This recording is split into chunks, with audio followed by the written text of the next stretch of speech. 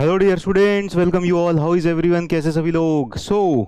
Welcome to all of you to the next lecture. तो अभी नया लेक्चर शुरू करते हैं हम। नए लेक्चर में भी पहला ही चैप्टर चल रहा है। देखो, सबसे पहला जो चैप्टर है ना, वो सबसे बड़ा chapter, it is the biggest chapter. और इस चैप्टर में राम राम, ठीक है, तो इस चैप्टर में वेटेज भी बहुत ज़्यादा अच्छा है। Weightage is also very good. तो ये वाला चैप्टर सबको बहुत अच्छे से पढ़ना है और बहुत सारी बेसिक बेसिक चीज़ें आपकी क्लियर होंगी। स्ट्रेंथ ऑफ मटेरियल तो छोड़ो, स्ट्रक्चर एनालिसिस में भी, मतलब जो सबसे पहला वाला चैप्टर है ना, इसकी सारी चीज़ें, हाँ, जो सबसे पहला वाला चैप्टर है ना, इसकी सारी की सारी चीज़ें ना बहुत इंपॉर्टेंट है। ये अगले वाले चैप्टर्स के लिए भी इंपॉर्टेंट है। और इवन जो दूसरे वाले वो जो आएंगे ना सब्जेक्ट्स, जैसे कि स्ट्रक्चर एनालिसिस हो गया, स्टील हो गया, वहां पर भी ये स्ट्रेस स्ट्रेन और ये सारी चीज़ें बहुत काम आती हैं, ठीक है ना। तो स्ट्रेस और स्ट्रेन और ये सारी चीज़ें आप समझ जाओगे तो बाकी चैप्टर्स में भी, बाकी सब्जेक्ट्स में भी फ़ायदा मिलेगा, ठीक है। तो अभी आगे चलते हैं हम। आज के लेक्चर में पढ़ेंगे प्रॉपर्टीज ऑफ मटेरियल्स, पर उससे पहले जो लास्ट वाले चैप्टर का ना दो केसेस रह गए थे, उन दो केसेस को कवर कर लेते हैं, फिर आगे चलते हैं। हरे कृष्णा संजीत। चलो, तो ये हमने लास्ट वाले केस में ना शाफ्ट बना दी थी। अरे, माउस का पॉइंटर चुपका रह गया यहाँ पर। चलो कोई बात नहीं है, ठीक है, इस पॉइंटर को बना रहने देते हैं। अब देखो, हमारे पास शाफ्ट है, कैसी है? डक्टाइल मटेरियल की बनी हुई शाफ्ट है। जब डक्टाइल मटेरियल की बनी हुई शाफ्ट है तो इसके ऊपर हमको क्या देखना है? इस डक्टाइल मटेरियल की बनी हुई शाफ्ट के ऊपर हमको देखना है, व्हाट वी हैव टू सी कि इसके ऊपर जो स्ट्रेसेस वगैरह आ रही हैं ये कैसी आ रही हैं, ठीक है। तो जस्ट ऑब्जर्व कि अगर हमने यहाँ पर टॉर्क लगाया, ये चीज़ तो आपको समझ में आ गई थी कि जब यहाँ पर टॉर्क लगा दिया था, ठीक है ना, तो ये शाफ्ट थी, इसके ऊपर टॉर्क लग रहा था, तो यहाँ पर जो शियर स्ट्रेसेस थी, ये शियर स्ट्रेसेस ऐसे ऊपर की तरफ जा रही हैं, ठीक है। सो ये वाला जो प्लेन था ना, ये वाला प्लेन, यहाँ का प्लेन इसके रिस्पेक्ट में ऐसे रोटेट कर रहा है, it is rotating like this. तो इस सरफेस पर यहाँ वाला जो प्लेन होगा ना, यहाँ वाला प्लेन, इस पर ऊपर की तरफ स्ट्रेस लगा रहा होगा, ठीक है, इस पर ऊपर की तरफ स्ट्रेस लगा रहा होगा। ये चीज समझ में आ गई? तो यहाँ पर जो शियर स्ट्रेस आएगी ये ऊपर की डायरेक्शन में होगी। सबको इतनी चीज तो क्लियर है? सबको इतनी चीज क्लियर है? सर, कुछ कुछ टॉपिक को हिंदी में भी लिखा कीजिए, ठीक है। अब मुझे फिर ये समझ में नहीं आता ना कि कितना हिंदी में लिखूं, कितना इंग्लिश में लिखूं। पहली क्लास में सारे बच्चों ने मतलब एकदम विरोध कर दिया था कि नहीं सर, हिंदी नहीं, हिंदी नहीं। तो मैंने हिंदी लिखना बंद कर दिया फिर, ठीक है। तो ये वाला आपको क्लियर है कि ये ऊपर जा रहा है यहाँ पर, ये वाले सरफेस पर।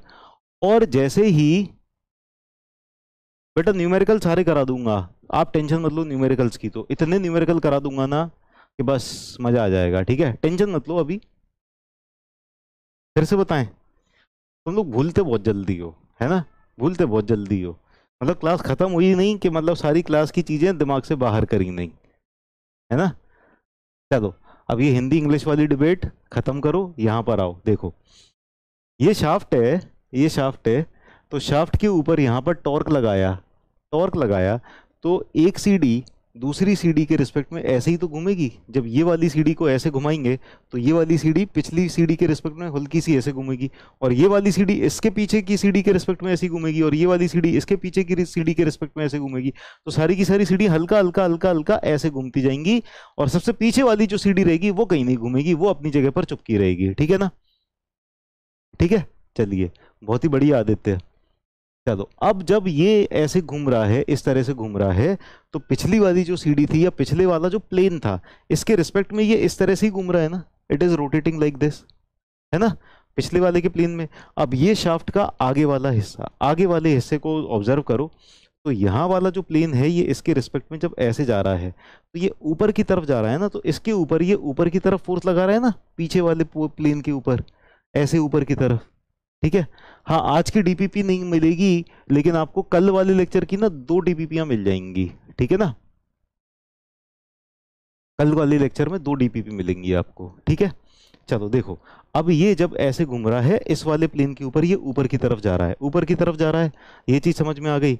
अब इतना तो आपको पता था कि इसके जस्ट पीछे वाले प्लेन पर शियर स्ट्रेस कैसी रहेगी, शियर स्ट्रेस इस तरह से रहेगी, जस्ट पीछे वाले प्लेन पर नीचे की तरफ रहेगी। ऐसा क्यों रहेगा? क्योंकि फोर्स इक्विलिब्रियम मेंटेन रहना चाहिए। कोई भी छोटे से छोटा एलिमेंट भी फोर्स इक्विलिब्रियम मेंटेन करेगा, ठीक है ना।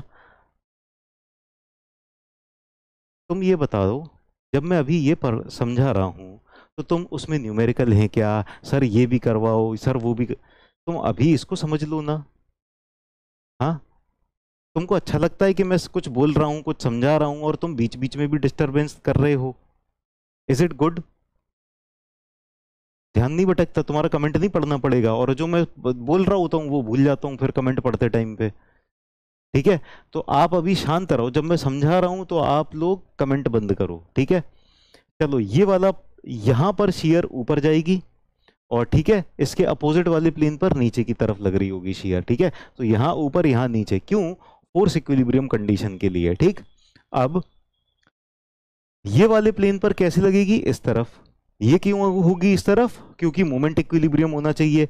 इस वाले पॉइंट के अबाउट अगर रोटेशन रोकना है, इस पॉइंट के अबाउट, तो अगर ये एंटी क्लॉकवाइज घुमा रहा है तो इधर वाला क्लॉकवाइज घुमाना चाहिए, ऐसे, ठीक है ना।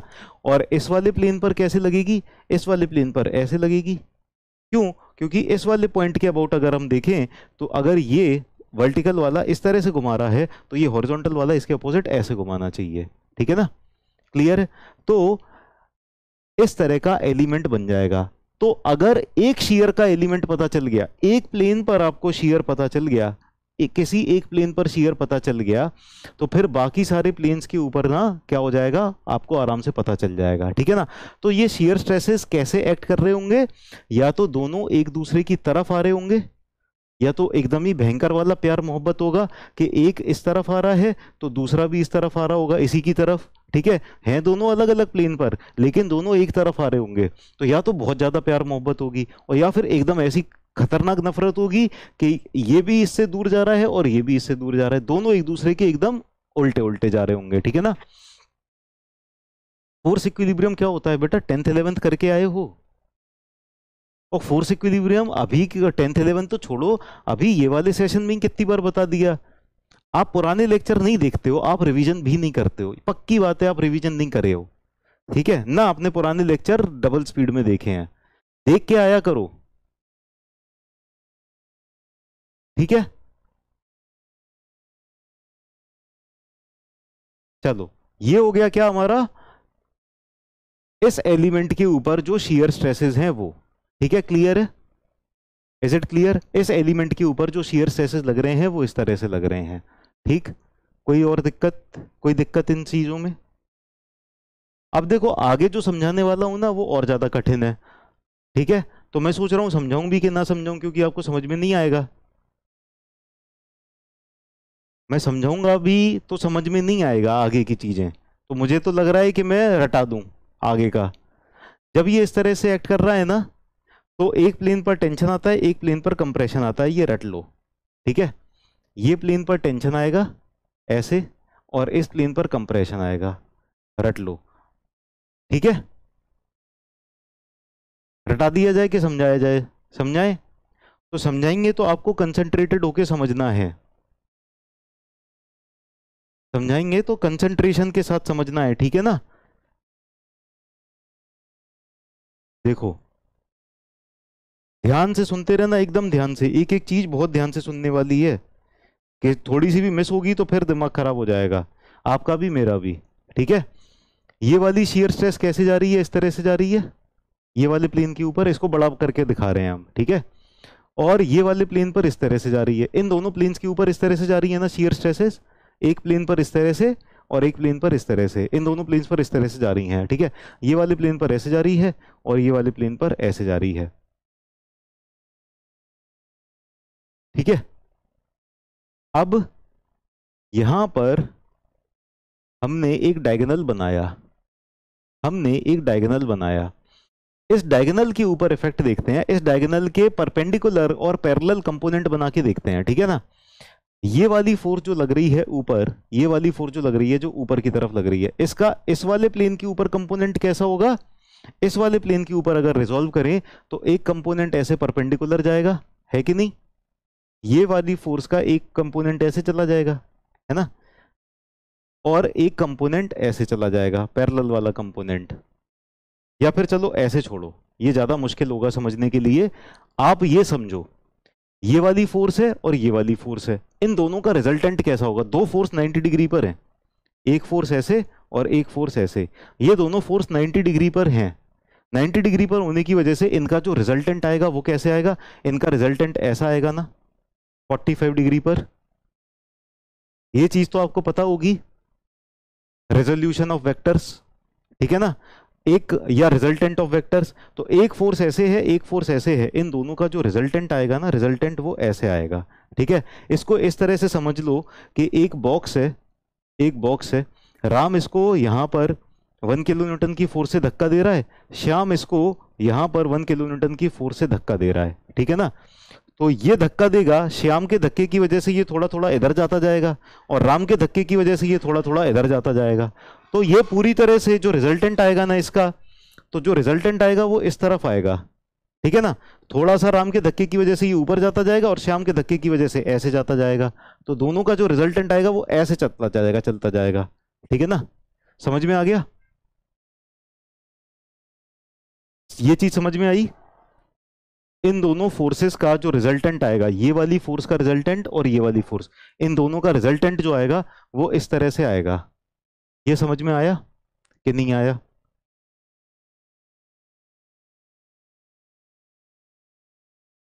ठीक है, ये चीज समझ में आ गई। अब इन दोनों की वजह से देखो, इन दोनों की वजह से, अच्छा ये जो रिजल्टेंट आएगा ये 45 डिग्री पर होगा, इन दोनों से, इन दोनों के 45 डिग्री पर बीचों बीच होगा, है ना। और जब इन दोनों का रिजल्टेंट देखोगे, इन दोनों का रिजल्टेंट तो ऐसे आएगा, ऐसे आएगा, ठीक है ना।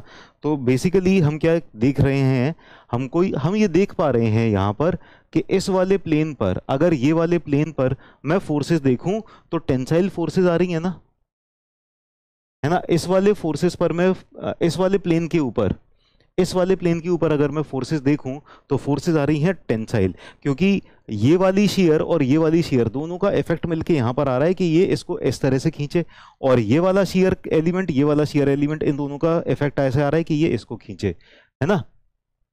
ठीक है, ये दोनों इसको इस तरह से खींचेंगे, ठीक है। खैर ये मुझे अगले केस में समझाना था, मैंने यही समझा दिया। आप लोग छोटी छोटी चीजों में वो कर देते हो ना। खैर समझ में आ गया, कोई बात नहीं, अगले केस में इसके आगे से चलेंगे। इतना समझ गए ना आप लोग? इतना समझ गए? ये वाला है नेक्स्ट केस के लिए। ये वाली तो डक्टाइल है, डक्टाइल में तो ऐसे ही रहेगा, डक्टाइल में कोई दिक्कत नहीं है। तो डक्टाइल में ये देखो कि जो शियर आ रहा है वो ऐसे ही आ रहा है ना, इसी प्लेन के ऊपर आ रहा है। तो जो फेलियर होगा यहाँ पर डक्टाइल के अंदर, जो फेलियर होगा वो इसी प्लेन के अलोंग ही हो जाएगा फेलियर, क्योंकि ये डक्टाइल डक्टाइल मटेरियल है, ये वीकेस्ट इन शियर है, वीकेस्ट इन शियर है, और यहां पर शियर ही आ रहा है मेन। तो ये इस तरह से फेल हो जाएगा। तो यहां पर जो फेलियर प्लेन होगा, यहां पर जो फेलियर प्लेन होगा वो 90 डिग्री पर होगा, ठीक है ना। ये चीज समझ में आ गई डक्टाइल के लिए?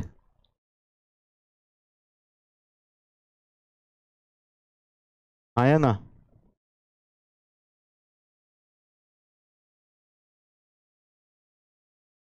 जल्दी बताओ।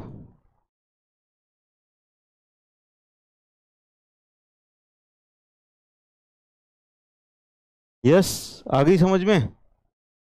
एक मिनट, मैं पानी पी लूं, जस्ट अ मिनट।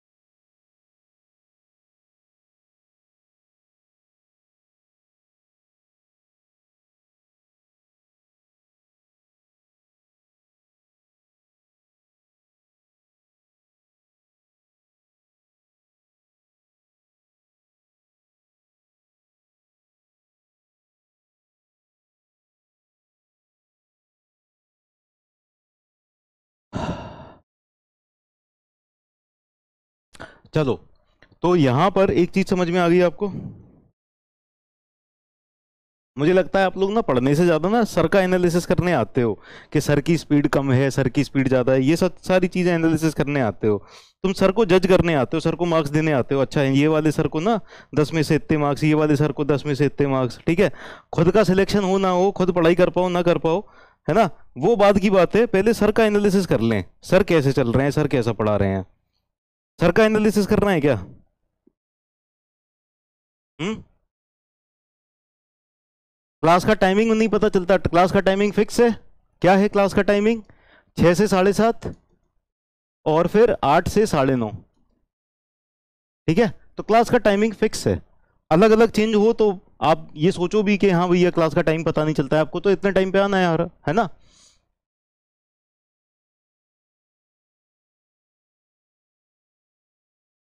मैं बार बार एक बात बोलता हूं और फिर भी वही बात फिर से पूछ लेते हो। क्या किया जाए बताओ, इसमें मेरी गलती है क्या? बार बार एक बार बोलने के बाद भी, बार बार समझाने के बाद भी आप लोग फिर से वही वही बात पूछते हो। मुझे तो यही समझ में नहीं आता कि इतनी बार बताने के बाद भी समझ में नहीं आती। चलो आगे चलते हैं। तो ये समझ में आ गया कि यहां पर फेलियर प्लेन होगा। फेलियर प्लेन 90 डिग्री पर होगा एक्सेस से, है ना। Failure plane will be at 90 degree to the axis. देखो अब मैं अगर स्पीड से पढ़ा दूंगा ना तो आधे बच्चे वैसे ही बेहोश हो जाएंगे। मुझे कोई दिक्कत नहीं है, मैं स्पीड से निकल जाऊं। Failure plane is at 90 degree to the axis. ठीक है, एक्सेस से फेलियर प्लेन 90 डिग्री पर होगा। Failure will be due to shear, या failure is due to shear। चलो क्लियर है सबको? डन है?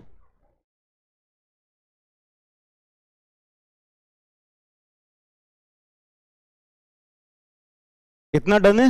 लिख लिया सबने?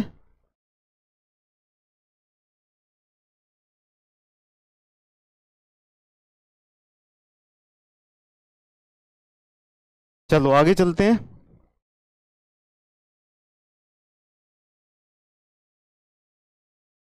Next, failure due to torsion in brittle shaft. अब हमारे पास ब्रिटल शाफ्ट है, तो अब वो वाला केस देखेंगे हम। तो यहां पर एलिमेंट लिया, ये छोटा सा एलिमेंट, नन्ना मुन्ना सा एलिमेंट, और इस एलिमेंट के ऊपर शियर स्ट्रेसेस तो वैसे ही आएंगे, शियर स्ट्रेसेस तो उसी तरह से आएंगे, लेकिन इसका फेलियर कैसे होगा? इसका फेलियर होगा अलग तरीके से, ठीक है ना। फेलियर अलग तरीके से कैसे होगा? देखो, इसके ऊपर जो शियर स्ट्रेसेस आ रहे हैं वो इस तरह से आ रहे हैं। ये वाले प्लेन पर ऊपर, ये वाले प्लेन पर इस तरह से, ये वाले प्लेन पर नीचे, और ये वाले प्लेन पर पीछे, ठीक है ना। अब हमने अभी थोड़ी देर पहले समझा था कि इसका और इसका रिजल्टेंट क्या होगा, इस तरह से होगा। इन दोनों का रिजल्टेंट जो होगा वो इस तरह से होगा, ठीक है ना। ये चीज समझ में आ गई थी। फिर इसी तरह से इन दोनों का रिजल्टेंट जो होगा वो इस तरह से होगा, यहां पर टेंशन, ठीक है ना। तो बेसिकली नतीजा क्या निकल रहा है कि ये वाले प्लेन के ऊपर आपको टेंसाइल स्ट्रेसेस देखने को मिलेंगे, ठीक है ना, है ना। ये वाले प्लेन के ऊपर, ये वाले प्लेन के ऊपर इस तरह से टेंसाइल स्ट्रेसेस। अच्छा, मेन वर्ड अगर हिंदी में लिखें तो ब्रिटल का मतलब होता है भंगुर,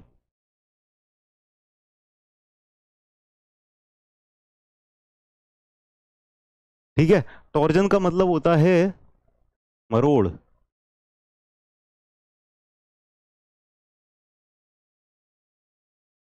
ठीक है।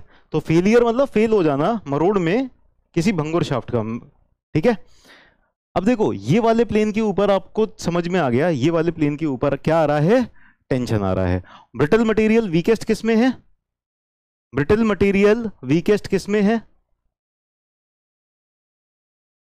ब्रिटल मटेरियल किस में सबसे कमजोर है? शियर में ही सबसे कमजोर है ना। तो brittle material are weakest in tension. Shear में नहीं है, टेंशन में है। तो brittle material are weakest in tension.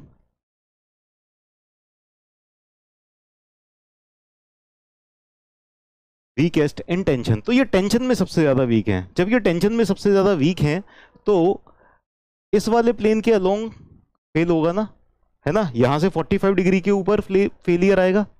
Failure plane will be at 45 degree, ठीक है ना।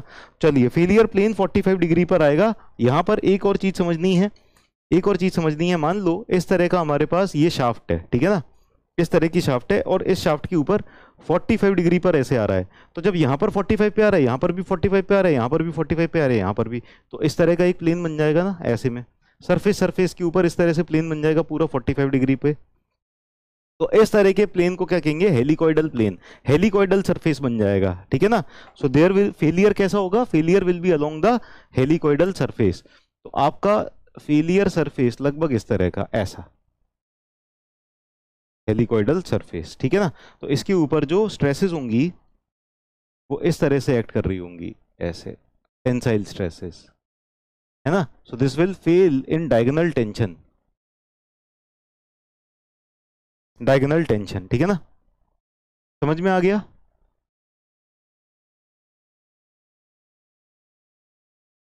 तो failure will due to,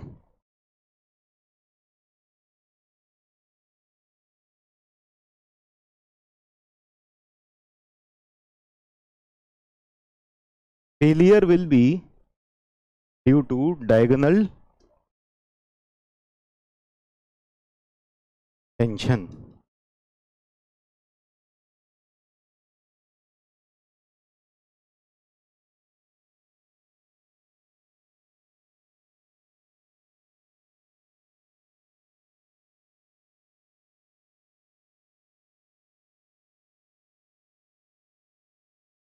next point, failure plane, failure plane will be a rough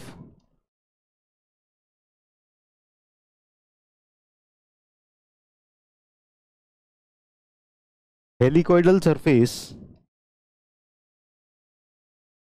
at 45 degree.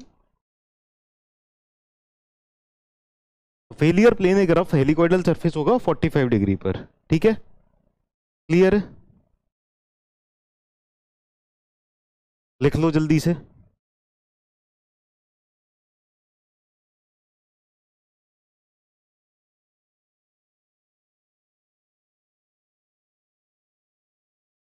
हो जाए तो बता देना।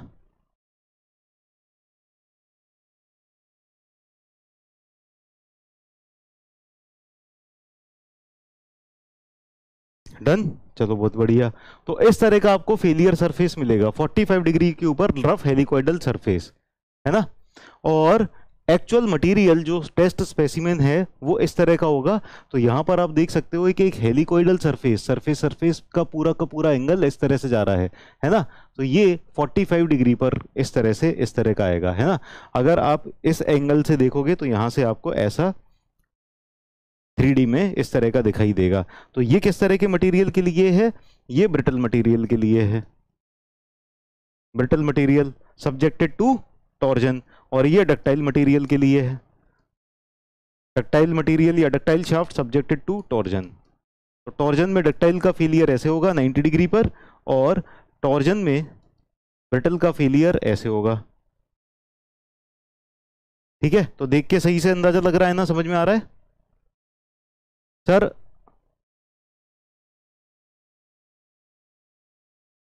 अगर 45 डिग्री ना अपोजिट साइड से फेल हो गया, तब तुम अपोजिट साइड से क्या होगा कि सर उस तरफ से भी तो फेल हो सकता है कि नहीं है,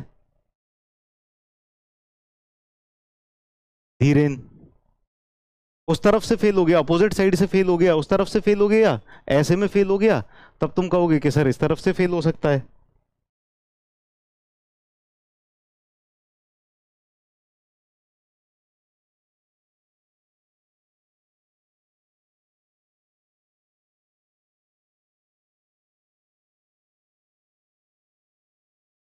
चलो डन है, लिख लिया सबने।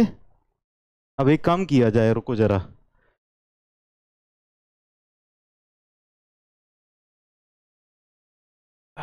क्या किया जाए एक काम, जिससे कि आपको क्वेश्चन पूछे जाएं।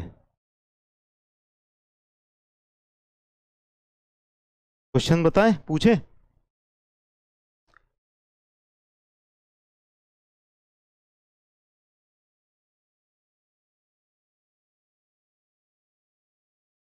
पॉलिटेक्निक में ऐसे नहीं पढ़ा, तभी तो एग्जाम भी क्लियर नहीं हुआ। एग्जाम कब क्लियर होगा? जब पढ़ने के तरीके से पढ़ोगे, जैसे हम पढ़ा रहे हैं वैसे पढ़ोगे, ठीक है ना।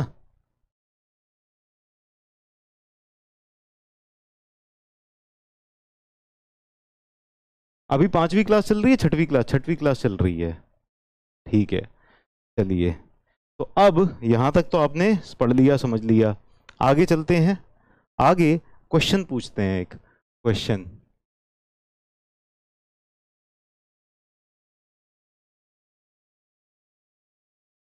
नेक्स्ट क्वेश्चन देखो।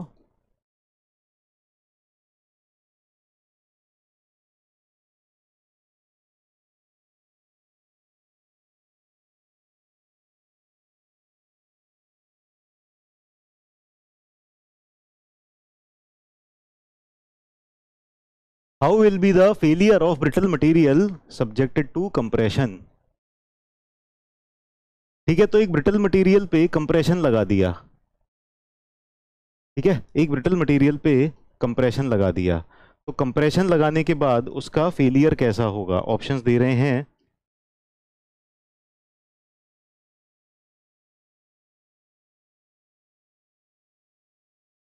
along 45 degree, perpendicular to the axis,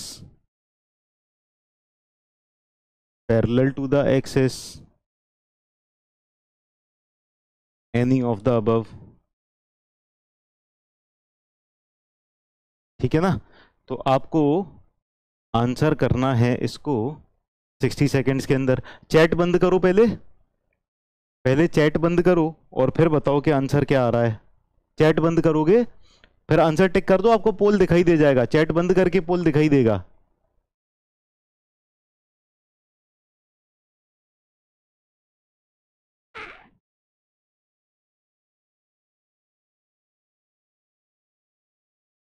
तो सब लोगों ने अटेम्प्ट कर लिया?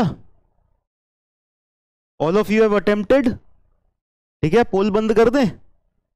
पोल पे आंसर कर दिया ना सब लोगों ने? ठीक है, तो पोल बंद कर देते हैं और देखते हैं इसका आंसर क्या है। इसका आंसर है ए।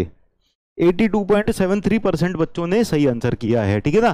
तो अगर हमारा ब्रिटल मटेरियल है, ब्रिटल मटेरियल के ऊपर कंप्रेशन लगाएंगे, है ना, ब्रिटल मटेरियल के ऊपर कंप्रेशन लगाएंगे तो ये 45 डिग्री के ऊपर होगा, है ना, ये ऐसे, ठीक है, इस तरह से हमने लगाया तो यहाँ पर 45 डिग्री पर आता है। तो correct answer will be option A. ठीक है, चलिए आगे चलते हैं। Let's move on to the next question.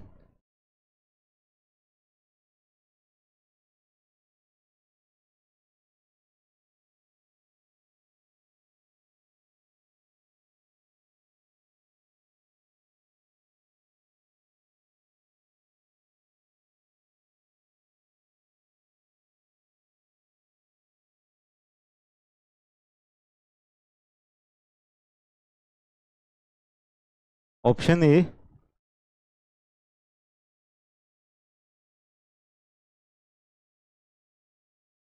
Option B,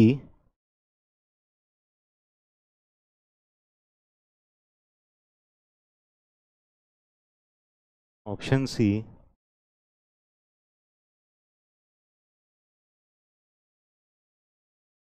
option D,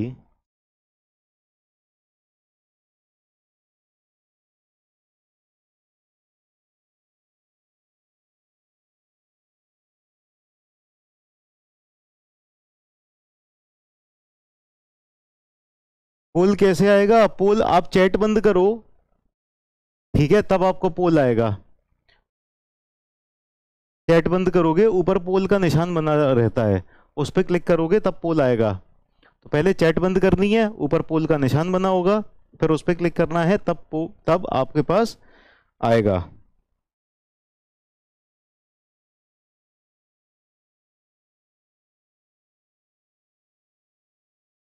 बहुत लेट आ रहा है, नहीं आ रहा? चलो कोई बात नहीं, जिन भी बच्चों का पोल नहीं आ रहा वो लोग कमेंट में आंसर कर सकते हैं, ठीक है। जिनका पोल नहीं आ रहा वो कमेंट में आंसर कर देंगे। चलो, तो इसका आंसर हो जाएगा सी। क्यों सी हो जाएगा? हमने डक्टाइल मटेरियल के ऊपर, डक्टाइल मटेरियल था हमारा, मटेरियल डक्टाइल था, डक्टाइल के ऊपर अगर हमने टेंशन लगाई, डक्टाइल के ऊपर अगर हमने टेंशन लगा दी, टेंशन लगाने की वजह से क्या होगा, इसका कप कोन फेलियर होगा, कप कोन फेलियर होगा, है ना। तो इसके कप कोन की वजह से इस तरह का फेलियर होगा 45 डिग्री पर, ठीक। तो due to shear, shear stress आता है वहां पर, मैक्सिमम शीयर स्ट्रेस आता है, ठीक है ना। तो करेक्ट आंसर हो जाएगा सी। शो रिजल्ट्स में देखा जाए तो 54.47% बच्चों ने सही आंसर किया है ना। कब कौन फेलियर हो जाएगा। लीडर बोर्ड पे देखा जाए तो संदीप कुमार, हर्षल, रितिका कुमारी, टी अहमद और राजेंद्र मिश्रा, इन लोगों का सबसे कम टाइम में है, 5 बच्चों का सबसे कम टाइम में है, ठीक है। क्लियर है।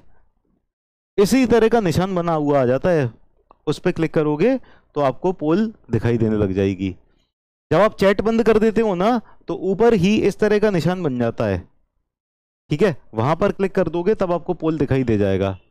लेट पोल आ रहा है, चलो कोई बात नहीं, अगली बार से थोड़ा सा टाइम बढ़ा देंगे, लेट भी आ रहा है तो आप आराम से कर पाओगे। चलो अब एक काम करते हैं, चलो पोल नहीं आया था तो कोई बात नहीं, पोल नहीं आया था कोई बात नहीं, आपने कमेंट में आंसर कर दिया ना। ये वाले पोल से इनाम थोड़ी मिल रहा था, बताओ जिन लोगों ने सही किया है, जिन लोगों के पास पोल आया था उनको कितने का इनाम मिला, कितने का इनाम मिला बताओ। तो घबराने की बात नहीं है, पोल नहीं आए तो आप कमेंट में भी आंसर कर सकते हो। मेन बात क्या है, क्वेश्चंस प्रैक्टिस करना, main thing is questions practice, ठीक है।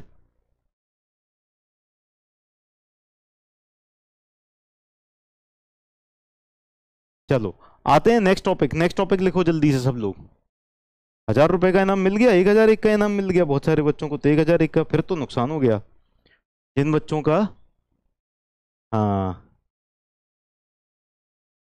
क्वेश्चंस और आएंगे, देखो डीपीपी में बहुत सारे क्वेश्चंस हैं, हम ना यहाँ पर पहले थ्योरी पे कंसंट्रेट करते हैं। आपको एक आइडिया देना था कि किस तरह के क्वेश्चंस आते हैं, ठीक है। और इनसे रिलेटेड जो क्वेश्चंस हैं वो डीपीपी में आपको मिल जाएंगे। चलो आगे चलते हैं, let's move on to the next topic. अगला टॉपिक, अगली हेडिंग लिखो, प्रॉपर्टीज ऑफ मटेरियल्स, ठीक है। यहां पर बहुत सारी प्रॉपर्टीज हैं, we have to study so many properties, और इन सारी प्रॉपर्टीज को पढ़ने में भी थोड़ा सा टाइम लगेगा, समझने में टाइम लगेगा, ठीक है ना। इलास्टिसिटी क्या प्रॉपर्टी है, ठीक है। व्हाट इज इलास्टिसिटी, इलास्टिसिटी का मतलब ये होता है, माइल्ड स्टील के स्ट्रेस स्ट्रेन कर्व में भी हमने देखा था, माइल्ड स्टील का जो स्ट्रेस स्ट्रेन कर्व देखा था, माइल्ड स्टील का जो स्ट्रेस स्ट्रेन कर्व देखा था, वहां पर हमने इलास्टिसिटी डिस्कस किया था क्या, इलास्टिक लिमिट डिस्कस किया था। इलास्टिक लिमिट में क्या होता है, what is the meaning of elastic limit. Elastic limit का मतलब यही होता है ना कि वहां तक अगर हमने मटेरियल को लोड किया, वहां तक अगर मटेरियल को लोड किया और फिर लोड को रिमूव कर दिया तो वापस से अपने ओरिजिनल शेप और साइज में आ जाएगा, ठीक है ना। Regain it's original shape and size after load is removed. तो लोड को हटाने के बाद अगर कोई मटेरियल अपने ओरिजिनल डायमेंशंस को, अपने ओरिजिनल शेप एंड साइज को रीगेन कर लेता है तो उस तरह के मटेरियल को हम कहते हैं that is an elastic material, और इस प्रॉपर्टी को कहते हैं हम इलास्टिसिटी। क्लियर है, इलास्टिसिटी, यस, ठीक है। चलिए बहुत ही बढ़िया, सब लोगों को पता है इलास्टिसिटी का मतलब, सब लोगों को पता है, कितने समझदार बच्चे हैं। अब इसके ऊपर क्वेश्चन देने की जरूरत है क्या, आप लोगों को तो पहले से ही पता है, ठीक है। तो इलास्टिसिटी के अंदर लिख लो, the property of material,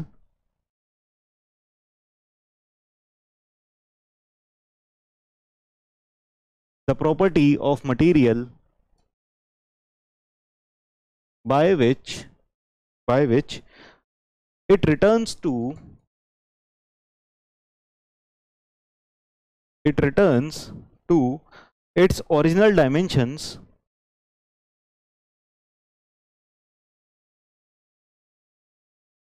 its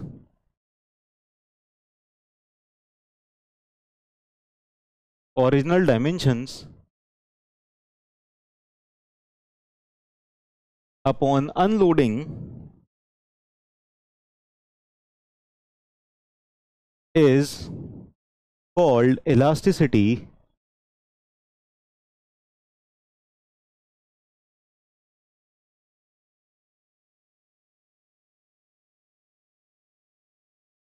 is called elasticity, and the material is called as elastic.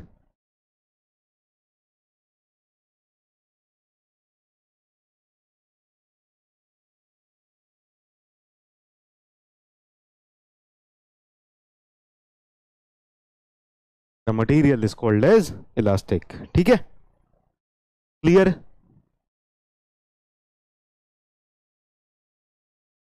ये फिजिकल प्रॉपर्टी होगी या मैकेनिकल प्रॉपर्टी?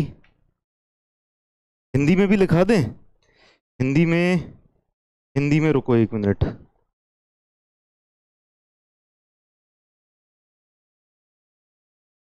अब्दुल कलाम ने क्या कहा है?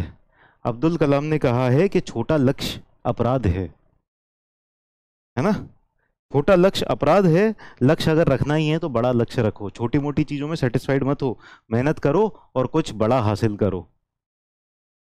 बहुत से बच्चे कह रहे हैं ये फिजिकल प्रॉपर्टी है, बहुत से बच्चे कह रहे हैं मैकेनिकल प्रॉपर्टी है। फिजिकल प्रॉपर्टी क्या होती है?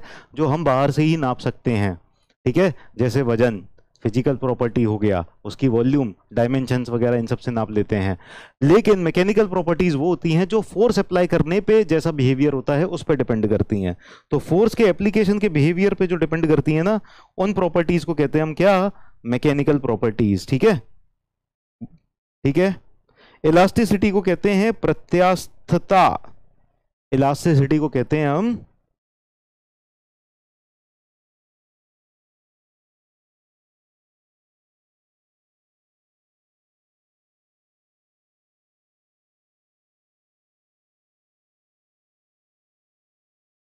ठीक है।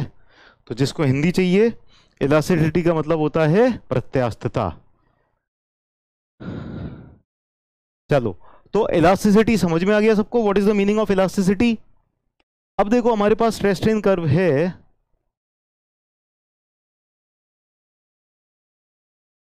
स्ट्रेस स्ट्रेन कर्व है कुछ इस तरह का। ठीक है, ये रहा elastic limit, this point, this is elastic limit. अगर मैं एक काम करूं, अगर मैं इस मटेरियल को लोड करूं इस पॉइंट तक, मैंने मटेरियल को इस पॉइंट तक लोड किया और फिर मटेरियल को जब इस पॉइंट तक लोड किया तो इसके अंदर कुछ स्ट्रेन आया ना, देयर इज सम स्ट्रेन। ठीक है ना? अब हर बार स्ट्रेन और स्ट्रेस लिखने की जरूरत नहीं है, आपको पता है कि एक्स एक्सिस पर स्ट्रेन है और वाई एक्सिस पर स्ट्रेस है। ठीक है ना?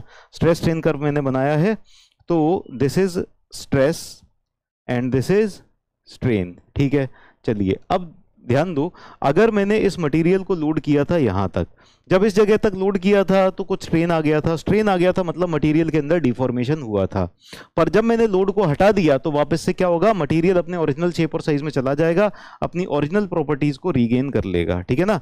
तो इसका जो अनलोडिंग कर्व होगा लोडिंग कर्व जैसा ही होगा, और लोड हटाने के बाद जितना एलोंगेट हुआ था लोड लगाने पे, वापस से वो उतने ही शेप में, अपने ओरिजिनल शेप में वापस से चला जाएगा। ठीक है ना? अगर यहां तक लोड करूं तब भी ऐसे ही होगा, यहां तक लोड करूं तब भी ऐसे ही होगा, यहां तक लोड करूं तब भी ऐसे ही होगा, पॉइंट बी तक भी लोड करूंगा तब भी ऐसे ही होगा। लेकिन पॉइंट बी के आगे जब मैं लोड करूंगा ना, तब ये ऐसा नहीं होगा कि वापस से अपने ओरिजिनल शेप और साइज में चला जाएगा। तब क्या होगा? इसके अंदर कुछ ना कुछ परमानेंट डिफॉर्मेशन रह जाएगा। ठीक है ना? ठीक है, तो परमानेंट डिफॉर्मेशन कुछ ना कुछ रह जाएगा इस मटेरियल के अंदर। ठीक है, जैसे फॉर एग्जांपल बचपन में आपने जेटर का पेन यूज किया होगा, टिचक टिचक ऐसे करते रहते थे ना, उससे खेलते थे जेटर के पेन से। ठीक है, तो जेटर का पेन आपने यूज किया होगा, उसकी स्प्रिंग निकालते थे, स्प्रिंग से खेलते थे, है ना? कुछ ना कुछ फालतू के काम करते ही रहते थे बचपन में, तो ऐसे ही काम सूझते हैं। तो स्प्रिंग ली हमने और स्प्रिंग को खींचा, तो थोड़ा सा खींचा, छोड़ दिया, वापस से अपने ओरिजिनल शेप में आ जाती थी स्प्रिंग। थोड़ा सा और खींचा, फिर छोड़ दिया, वापस से अपने ओरिजिनल शेप में आ जाती थी। लेकिन एक लिमिट ऐसी आती थी कि उस लिमिट से ज्यादा खींच देते थे तो वो हमेशा के लिए डिस्टॉर्ट हो जाती थी, है कि नहीं? एक लिमिट से ज्यादा खींचने पे वो डिस्टॉर्ट बनी ही रह जाती थी, फिर अपने ओरिजिनल साइज में नहीं जाती थी, थोड़ी सी रिकवर हो जाती थी लेकिन पूरी रिकवर नहीं हो पाती थी, है ना? तो हम उसको उसकी इलास्टिक लिमिट से भी ज्यादा खींच देते थे या नहीं? अभी भी है जेटर का पेन, बहुत ही बढ़िया। तो हम जब उसको इलास्टिक लिमिट से ज्यादा खींच देते हैं तब ऐसा होता है। कोई भी ऐसा मटेरियल होगा जिसको हमने उसको इलास्टिक लिमिट से ज्यादा खींच दिया तो वापस से वो अपने पूरे के पूरे ओरिजिनल शेप और साइज को रिकवर नहीं कर पाता है।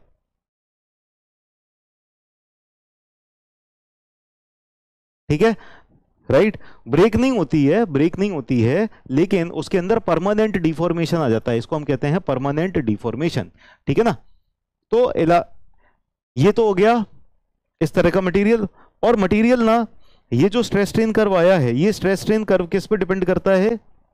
मटेरियल के ऊपर। जैसे बहुत सारे मटेरियल होते हैं, उनका स्ट्रेस स्ट्रेन कर्व हो सकता है इस तरह का, जाए किसी मटेरियल का स्ट्रेस स्ट्रेन कर्व इस तरह का भी आ सकता है, एकदम स्ट्रेट लाइन, ठीक है ना। तो वहां पर इस ये वाली लिमिट हो जाएगी इलास्टिक एंड प्रोपोर्शनल लिमिट। तो ये वाला जो मटेरियल होगा इसको क्या कहेंगे हम, नॉन लीनियर इलास्टिक। क्या कहेंगे, non linear elastic. Non linear क्यों, क्योंकि स्ट्रेस और स्ट्रेन एक दूसरे के प्रोपोर्शनल नहीं है। जब स्ट्रेस और स्ट्रेन एक दूसरे के प्रोपोर्शनल नहीं है तो ये कर्व क्या हो जाएगा, नॉन लीनियर हो जाएगा, ठीक है। लेकिन इलास्टिक तो है कि वो वापस से रिकवर कर रहा है। और ये वाला क्या हो जाएगा, ये वाला हो जाएगा लीनियर इलास्टिक, लीनियर इलास्टिक, ठीक है ना। अच्छा, बहुत सारे बच्चे कह रहे थे कि सर प्रोपोर्शनैलिटी लिमिट में और इलास्टिक लिमिट में क्या अंतर है ना। तो मान लो इसकी प्रोपोर्शनैलिटी लिमिट यहां पर है, इतने तक ये स्ट्रेट लाइन है। तो स्ट्रेस स्ट्रेन कर्व जिस जगह तक स्ट्रेट लाइन रहता है ना, वो होगी हमारी प्रोपोर्शनैलिटी लिमिट।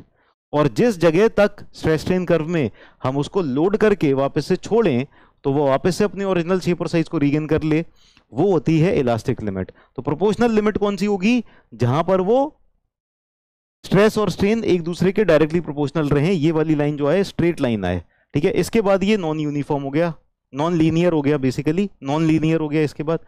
लेकिन नॉन लीनियर होने के बाद भी इलास्टिक तो है ना। एग्जाम्पल लिखा दें, एग्जाम्पल लिख लो, जेटर स्प्रिंग।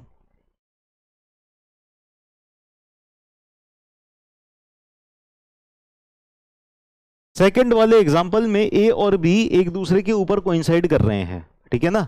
जो ए है वही बी है।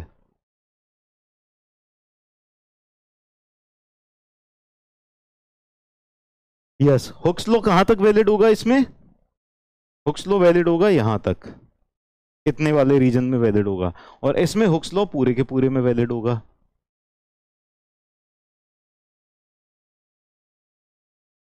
टिप टॉप पेन, अच्छा,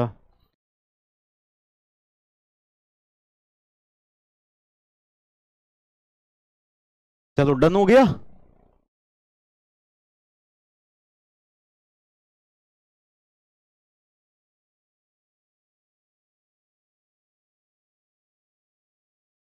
अब अगर एक और बात, अगर हमने इसको, तो एक एक बात तो समझ में आ गई, अगर with in elastic limit load किया, अगर with in elastic limit load किया और लोड को हटा दिया तो अपने ओरिजिनल शेप और साइज में चला जाएगा, है ना। सो ये बात तो ठीक है, समझ में आ गई। बट इफ द मटेरियल, अगर मटेरियल को इलास्टिक लिमिट के आगे भी लोड किया, अगर मटेरियल को इलास्टिक लिमिट के भी आगे लोड कर दिया तो क्या होगा। सो इफ द मटेरियल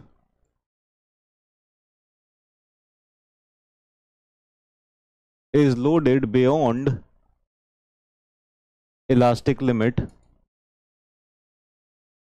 अगर मटेरियल को इलास्टिक लिमिट के भी आगे लोड किया, if the material is loaded beyond elastic limit, then there will be permanent deformation, then there will B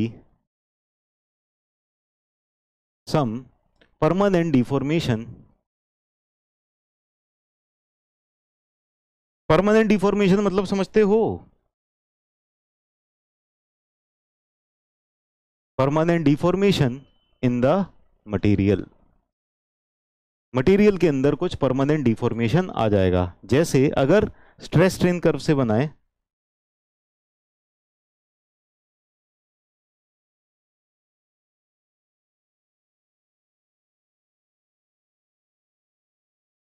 ये रहा स्ट्रेस स्ट्रेन कर्व, ठीक है। तो पॉइंट बी तक लोड किया था तब तक तो बात ठीक थी, लेकिन इसके भी आगे मान लो पॉइंट सी तक लोड कर दिया, ठीक है ना। तो जब हमने मटेरियल को लोड किया इस तरह से पॉइंट सी तक, ऐसे करके यहां तक लोड कर दिया, अब क्या होगा, इसका जो रिटर्न कर्व बनेगा वो इस तरह का बनेगा, ऐसे, ठीक है। तो इतना परमानेंट डिफॉर्मेशन रह जाएगा, this will be called as permanent set, है ना। ये प्लास्टिक डिफॉर्मेशन, कुछ परमानेंट डिफॉर्मेशन रह जाएगा।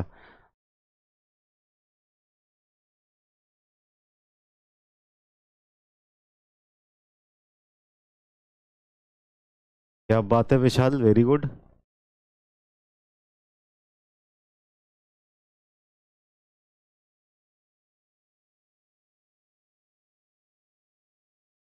आदित्य सिंह कुशवाहा, ये बताओ पोस्ट इलास्टिक स्ट्रेन का मतलब क्या है? पहले पोस्ट इलास्टिक स्ट्रेन का मतलब बता दो, फिर मैं बता दूंगा कि पोस्ट इलास्टिक स्ट्रेन होगा कि नहीं होगा।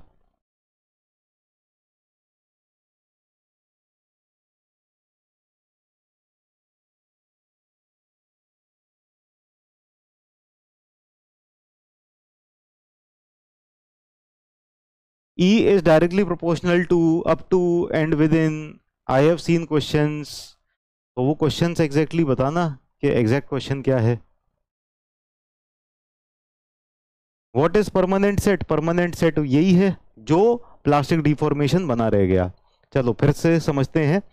जब हमने मटेरियल को लोड करते जा रहे हैं, जैसे जैसे मटेरियल पे फोर्स आती जा रही है, फोर्स बढ़ती जा रही है, फोर्स बढ़ती जा रही है, तो स्ट्रेन भी बढ़ता जा रहा है ना? स्ट्रेन बढ़ता जा रहा है, स्ट्रेसेस बढ़ते जा रहे हैं, स्ट्रेन बढ़ता जा रहा है, स्ट्रेसेस बढ़ते जा रहे हैं।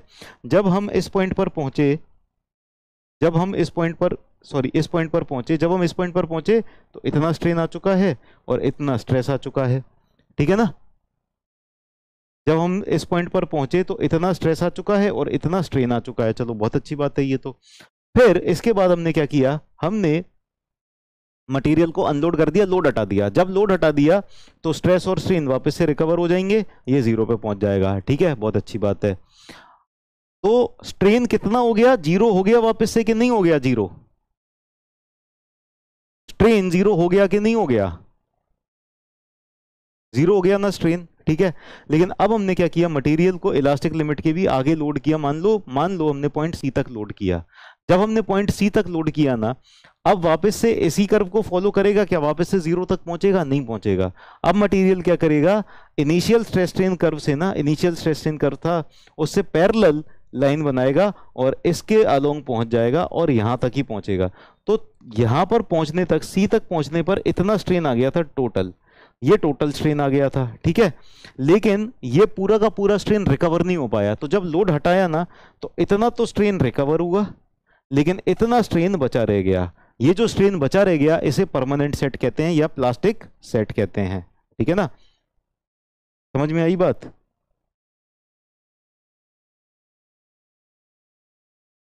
तो ये तो था total strain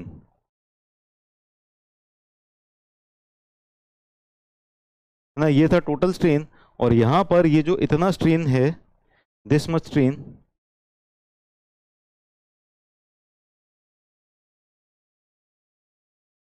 this is elastic strain.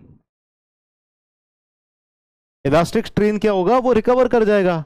तो इलास्टिक स्ट्रेन तो रिकवर कर गया, लेकिन जो प्लास्टिक स्ट्रेन बचा रह गया वो बना रह गया, है ना? अब उतनी रिकवर नहीं कर पाई। जैसे जेटर की स्प्रिंग का ही एग्जांपल, हमने उसको खींचा, ठीक है, प्लास्टिक लिमिट के बियॉन्ड खींचा, तो थोड़ी सी तो रिकवर कर गई। जितनी रिकवर कर गई उतना इलास्टिक पोर्शन था, और जितना स्ट्रेन बचा रह गया वो प्लास्टिक था, या परमानेंट डिफॉर्मेशन था, या परमानेंट सेट था।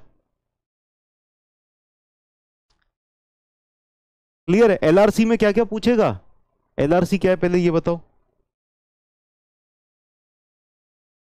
Yes, residual elongation is permanent set.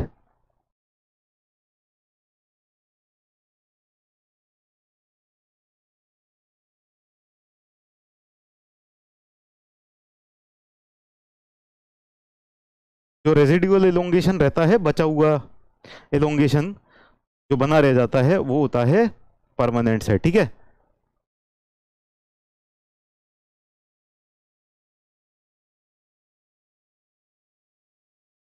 Sir पर लास्ट वाला रिकवर क्यों किया? वो तो इलास्टिक लिमिट के बियॉन्ड है ना भैया। थोड़ा सा तो रिकवर करता है मटेरियल, थोड़ा सा तो रिकवर करता है। तुमने जेटर की स्प्रिंग देखी, ठीक है, उस पर ऑब्जर्व करना कि जब आपने प्लास्टिक लिमिट के भी बियॉन्ड सेट कर दिया, तो उसके अंदर अभी दोनों तरह के डिफॉर्मेशन आ चुके हैं, है ना? थोड़ा सा इलास्टिक प्रॉपर्टी भी है उसके अंदर। परमानेंट सेट का definition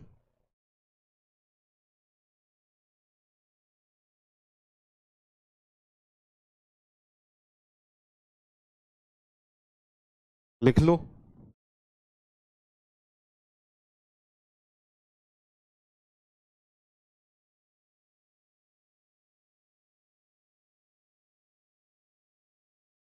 the residual elongation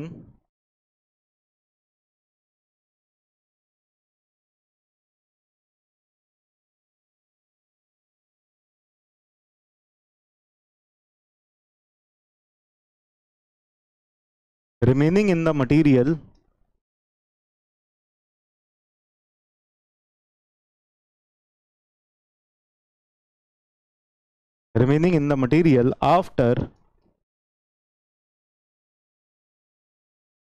after load is being removed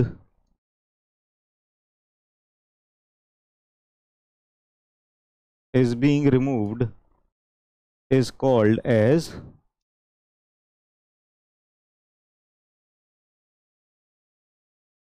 permanent set.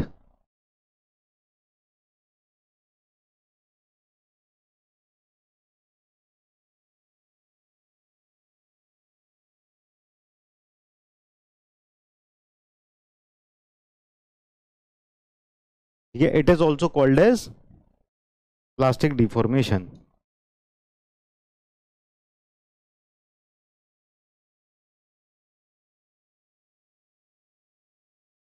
Plastic deformation. ठीक है, आगे चले।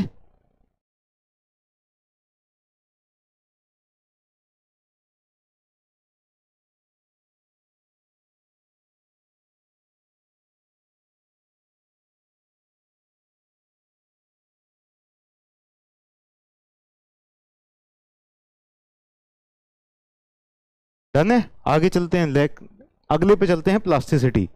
तो प्लास्टिसिटी क्या होता है? इलास्टिसिटी का जस्ट उल्टा होता है।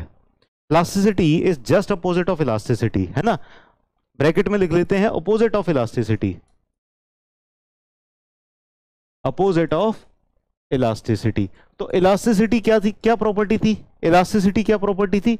इलास्टिसिटी ऐसी प्रॉपर्टी थी कि मटेरियल के ऊपर हमने लोड लगाया, उसके मटेरियल के अंदर डिफॉर्मेशन आया, फिर जब लोड हटा दिया तो वो वापस से रिकवर कर गया, डिफॉर्मेशन भी हट गया। ठीक है, वो थी इलास्टिसिटी। लेकिन प्लास्टिसिटी क्या हो जाएगी कि अगर हमने मटेरियल के ऊपर लोड लगाया, वो लोड लगाने पे डिफॉर्म हुआ, लेकिन लोड हटाने पे रिकवर नहीं हुआ, है ना। वो लोड हटाने पे रिकवर नहीं हुआ, वो डिफॉर्म का डिफॉर्म बना रह गया। जब डिफॉर्म का डिफॉर्म बना रह गया तो इस तरह के मटेरियल को क्या कहेंगे? प्लास्टिक मटेरियल कहेंगे। ठीक है ना। लोड लगाया, लोड लगाने पे डिफॉर्म हुआ, लोड हटाया लेकिन रिकवर नहीं हुआ, तो कैसा मटेरियल है? Plastic material. ठीक है ना। So write down, it is the property, it is the property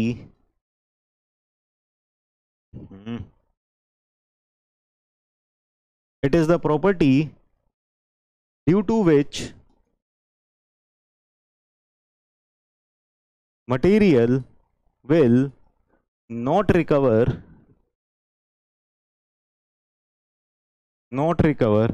after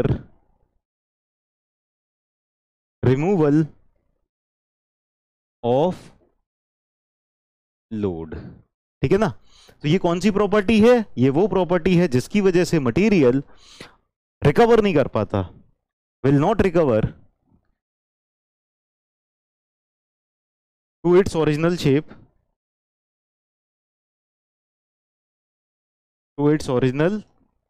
shape, after removal of load.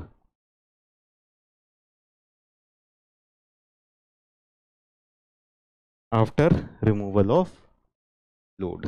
ठीक है, बिल्कुल सही बात है, बहुत अच्छी बात है।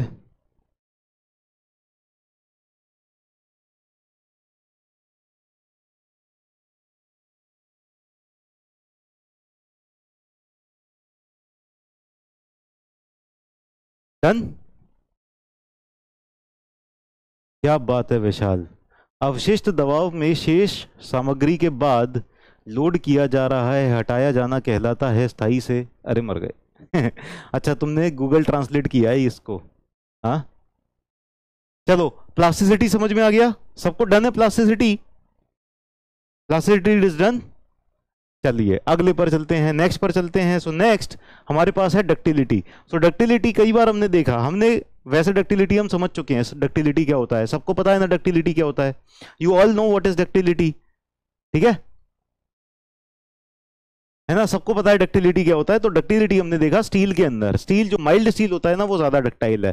तो डक्टिलिटी की प्रॉपर्टी, एक बात तो ये समझ गए हैं कि अगर हम किसी मटेरियल को उसको तोड़ें, टेंशन में तोड़ने की कोशिश कर रहे हैं, टेंशन लगाया तोड़ने की कोशिश कर रहे हैं, लेकिन वो टूट नहीं रहा, वो एलोंगेट होता जा रहा है, लेंथ बढ़ती जा रही है, बढ़ती जा रही है, बढ़ती जा रही है, बहुत देर बाद जाके टूट रहा है। तो इसका मतलब क्या है, ऐसा मटेरियल है डक्टाइल। और कोई मटेरियल को अगर लोड लगाया और बहुत ज्यादा नहीं खिंचा, है ना, लेकिन वो टूट गया, तो जब बहुत ज्यादा नहीं खिंच पाया, बहुत कम खिंचा लेकिन टूट गया, तो ऐसा मटेरियल हो जाएगा ब्रिटल मटेरियल। ठीक है, तो जब हम तोड़ने की कोशिश कर रहे हैं, कोई मटेरियल बहुत ज्यादा खिंचता गया, बहुत ज्यादा खिंचने के बाद में टूटा, डक्टाइल मटेरियल, और बहुत ही कम खिंचाव आया और उसमें ही टूट गया, तो वो ब्रिटल मटेरियल। ठीक है ना, क्लियर है? अब तुमने रट ली है चीजें, डिपेंड ऑन कार्बन कंटेंट, ऐसा नहीं है, वो केवल स्टील के लिए है। अगर अलग अलग ग्रेड की स्टील को कंपेयर करें ना, तब हम कहेंगे कि कार्बन कंटेंट पर डिपेंड करेगा। तो जो कॉन्सेप्ट है ना, वो पूरा ढंग से पता होना चाहिए, रट नहीं लेना चाहिए। अलग अलग ग्रेड ऑफ स्टील के अंदर की बात थी वो। ठीक है, हर मटेरियल पे एप्लीकेबल नहीं है। ठीक, चलो डक्टिलिटी लिख लेते हैं। डक्टिलिटी, डक्टिलिटी सबको क्लियर हो गया?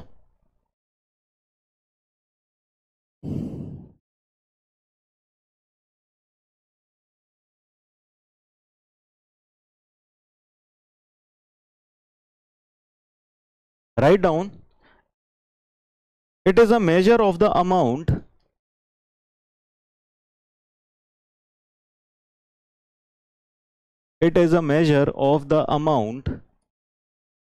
by which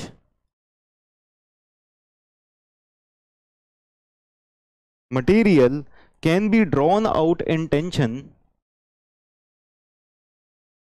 can be drawn out in tension before it fractures.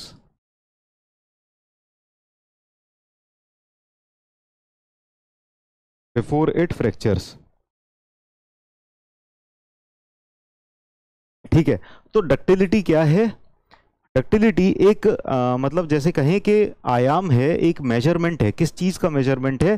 कि हम मटेरियल को फ्रैक्चर करने से पहले कितना खींच सकते हैं। तो फ्रैक्चर होने से पहले जितना ज्यादा खींचा जा सकता है, उतना ज्यादा मटेरियल डक्टाइल हो जाएगा। ठीक है ना, क्लियर है? अच्छा, डक्टिलिटी की एक और डेफिनेशन आपने कई बार देखी होगी। डक्टिलिटी क्या होता है? और ductility is the ability of material, ductility is the ability of the material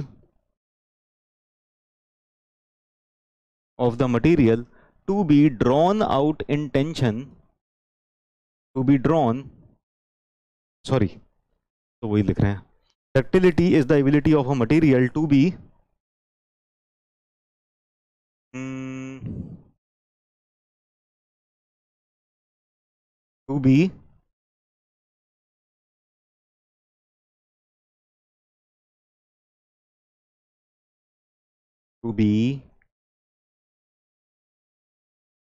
converted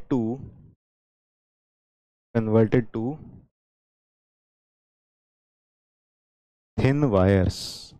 ठीक है, तो किसी मटेरियल को अगर हम खींच के पतली वायर्स में कन्वर्ट कर दें, ठीक है, तो वो हो जाएगा yes, drawn out into wire. Drawn out into wire या कन्वर्टेड टू वायर एक ही बात है। ठीक है, तो drawn out to wire, thin wires, पतली वायर्स में अगर खींच दें, तो अगर कोई मटेरियल है मेरे पास, ये वाला मटेरियल है, तो इसको अगर मैं खींचूं और ये खिंचता चला जाए, तो लेंथ तो बढ़ती जा रही है, लेकिन उसकी लेटरल डायमेंशंस कम होती जा रही हैं। लेटरल डायमेंशंस कम होती जा रही हैं, तो धीरे धीरे पतला होके ये एक तार बिजली से पतले हमारे पिया बन जाएंगे, है ना। तो ये वाली जो प्रॉपर्टी होगी, ये हो जाएगी ductility. So this material will be ductile. ठीक है ना। तो डक्टिलिटी कौन सी प्रॉपर्टी है? अगर आप उसको खींच के पतले वायर्स के अंदर कन्वर्ट कर लो। ठीक है ना, यस, ठीक है। अच्छा, अगर हम उसको पुल कर रहे हैं, ठीक है ना, अगर हम उसको पुल कर रहे हैं, पुल करते टाइम वो खिंच तो गया, लेकिन अगर हमने उसको छोड़ा तो वो वापस से अपने ओरिजिनल शेप और साइज में आ जाएगा, है ना।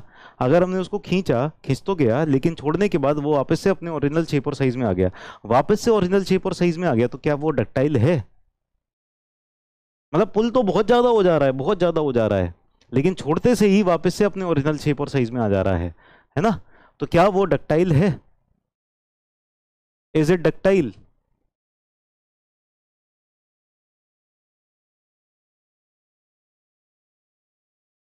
वो थिन वायर्स में कन्वर्ट नहीं हो पाया, ठीक है। पुल तो हो गया, पतला तो हो गया, ठीक है, लेकिन वो परमानेंटली पतला वायर तो नहीं रह गया। जैसे ही लोड हटा, हम क्या चाहते हैं कि जब हमने लोड लगा के उसको खींच के वो लोड हटा भी दें तब भी वो पतले वायर में बना रह जाए, ठीक है, तभी वो डक्टाइल होगा। इसका मतलब है इलास्टिक लिमिट बहुत ज्यादा हो, है ना, और खिंच जाएगा। इलास्टिक लिमिट बहुत ज्यादा हो, खिंच तो जाएगा, लेकिन फिर भी वो डक्टाइल नहीं रहेगा। तो डक्टिलिटी के लिए मतलब मेन इंपॉर्टेंट चीज ये नहीं है कि strain at the time of failure ज्यादा होना चाहिए, बल्कि मेन इंपॉर्टेंट चीज ये है कि प्लास्टिक स्ट्रेन बहुत ज्यादा होना चाहिए, ठीक है ना। तो जनरली हम ये कह देते हैं कि फेलियर के टाइम पे अगर जितना ज्यादा स्ट्रेन है, जनरली देखो दोबारा से, क्योंकि कई बार क्या होता है ना, हम एक कॉमन भाषा में आपसी बातचीत में उतनी स्पेसिफिक लैंग्वेज का इस्तेमाल नहीं करते हैं हर बार, है ना, वरना बहुत ज्यादा एब्सर्ड सा, बहुत ज्यादा ऑड सा लगने लगता है अगर एकदम जितनी भी बार आप कहो एकदम स्पेसिफिक स्पेसिफिक भाषा का इस्तेमाल करते चलो। जैसे मशीन का एग्जांपल बाबा रणछोड़ दास ने क्या दिया था, है ना, फिर वही एग्जाम उसी उसी भाषा में फिर बुक्स का एग्जांपल दिया बाबा रणछोड़ दास ने। तो ऐसे करके अगर हम हर चीज में ना इतना ज्यादा स्पेसिफिक स्पेसिफिक बोलते जाएं हर हर बार, तो बड़ा सा अजीब सा लगेगा ना। तो इसीलिए क्या करते हैं, डक्टिलिटी को क्या बोल देते हैं कि strain at the time of failure अगर बहुत ज्यादा है तो डक्टाइल है। लेकिन असली क्या है कि plastic strain at the time of failure ज्यादा होना चाहिए, है ना। प्लास्टिक स्ट्रेन अगर ज्यादा है, plastic strain is very high, then it is ductile. Clear है? तो प्लास्टिक स्ट्रेन को हम ये भी कह सकते हैं पोस्ट इलास्टिक स्ट्रेन, क्योंकि प्लास्टिक स्ट्रेन कब आती है, जब इलास्टिक लिमिट खत्म हो जाती है उसके बाद आती है ना। प्लास्टिक स्ट्रेन कब आती है, जब इलास्टिक लिमिट खत्म हुई उसके बाद प्लास्टिक रेंज शुरू होती है, तो उसको हम पोस्ट इलास्टिक स्ट्रेन भी कहते हैं। सो प्लास्टिक स्ट्रेन कह दिया जाए या पोस्ट इलास्टिक स्ट्रेन कह दिया जाए, एक ही बात है, ठीक है। तो डक्टिलिटी क्या है, ability of material to be converted to thin wire, ठीक है। तो यानी एक मटेरियल हमारा ऐसा है, खूब सारी डक्टिलिटी दिखाई दे रही है, लेकिन इसकी इलास्टिक लिमिट यहाँ पर है बी और इसकी फ्रैक्चर पॉइंट यहाँ पर है। तो इसकी जो प्लास्टिक रेंज हो गई, प्लास्टिक रेंज बहुत कम हो गई ना, plastic range is very less, तो इसको डक्टाइल नहीं कहेंगे, है ना। किसको डक्टाइल कहेंगे, जिसकी प्लास्टिक रेंज ज्यादा हो। अगर इलास्टिक लिमिट यहीं तक आ गई और फ्रैक्चर रेंज यहाँ तक है, तो ये है plastic range, this is plastic range, ठीक है। तो जितनी ज्यादा प्लास्टिक रेंज होगी उतना ज्यादा डक्टाइल होगा, है ना। The more the plastic range more it will be ductile, ठीक है। तो डक्टाइल होने के लिए आपको क्या जरूरत है, लार्ज प्लास्टिक रेंज की जरूरत है, लॉन्ग प्लास्टिक रेंज, लॉन्ग या लार्ज ही लिख देते हैं, लार्ज प्लास्टिक रेंज, ठीक है। Is it clear?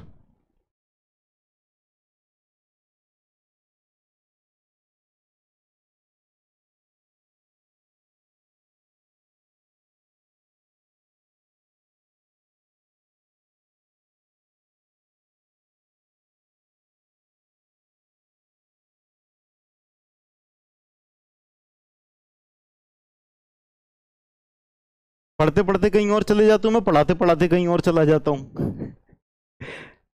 ठीक है, इसका सॉल्यूशन है मेडिटेशन करो, बहुत ज़्यादा चीज़ें दिमाग में मत रखो, केवल अपना फोकस पढ़ाई के ऊपर रखो, ठीक है ना। मतलब रोज सुबह शाम मेडिटेशन प्रैक्टिस किया करो, 10 मिनट भी करोगे तो काफ़ी है, ठीक है। कंसंट्रेशन की आदत बढ़ेगी धीरे धीरे। खैर अब आगे चलते हैं।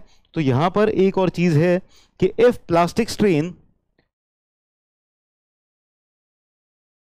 If plastic strain, plastic strain bracket में लिख देते हैं post elastic strain, post elastic strain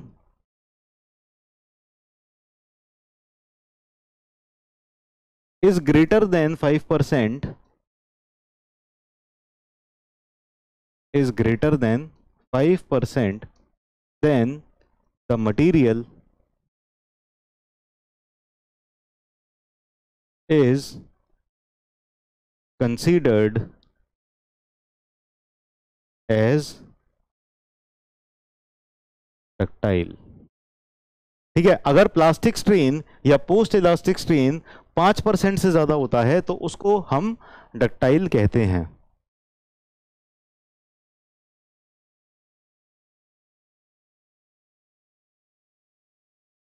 ठीक है, डक्टिलिटी हो गया खत्म। आगे चलते हैं नेक्स्ट, ब्रिटलनेस। ब्रिटलनेस क्या हो जाएगा? It is opposite of ductility.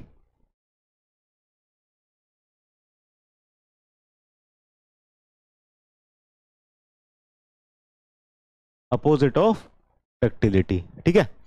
तो ब्रिटलनेस है अपोजिट ऑफ डक्टिलिटी, डक्टिलिटी का उल्टा। इसका मतलब क्या है कि फ्रैक्चर के टाइम पे स्ट्रेन बहुत कम है ना। So the material if the strain at the time of fracture, ठीक है, इसको अब ज्यादा लंबा एक्सप्लेन करने की जरूरत नहीं है, डक्टिलिटी में इतना समझा लिया तो ब्रिटलनेस पता ही है आपको, उसका उल्टा है। ठीक है, सो if the strain at the time of fracture is very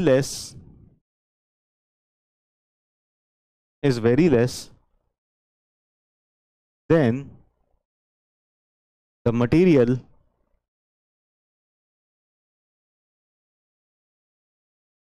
is called as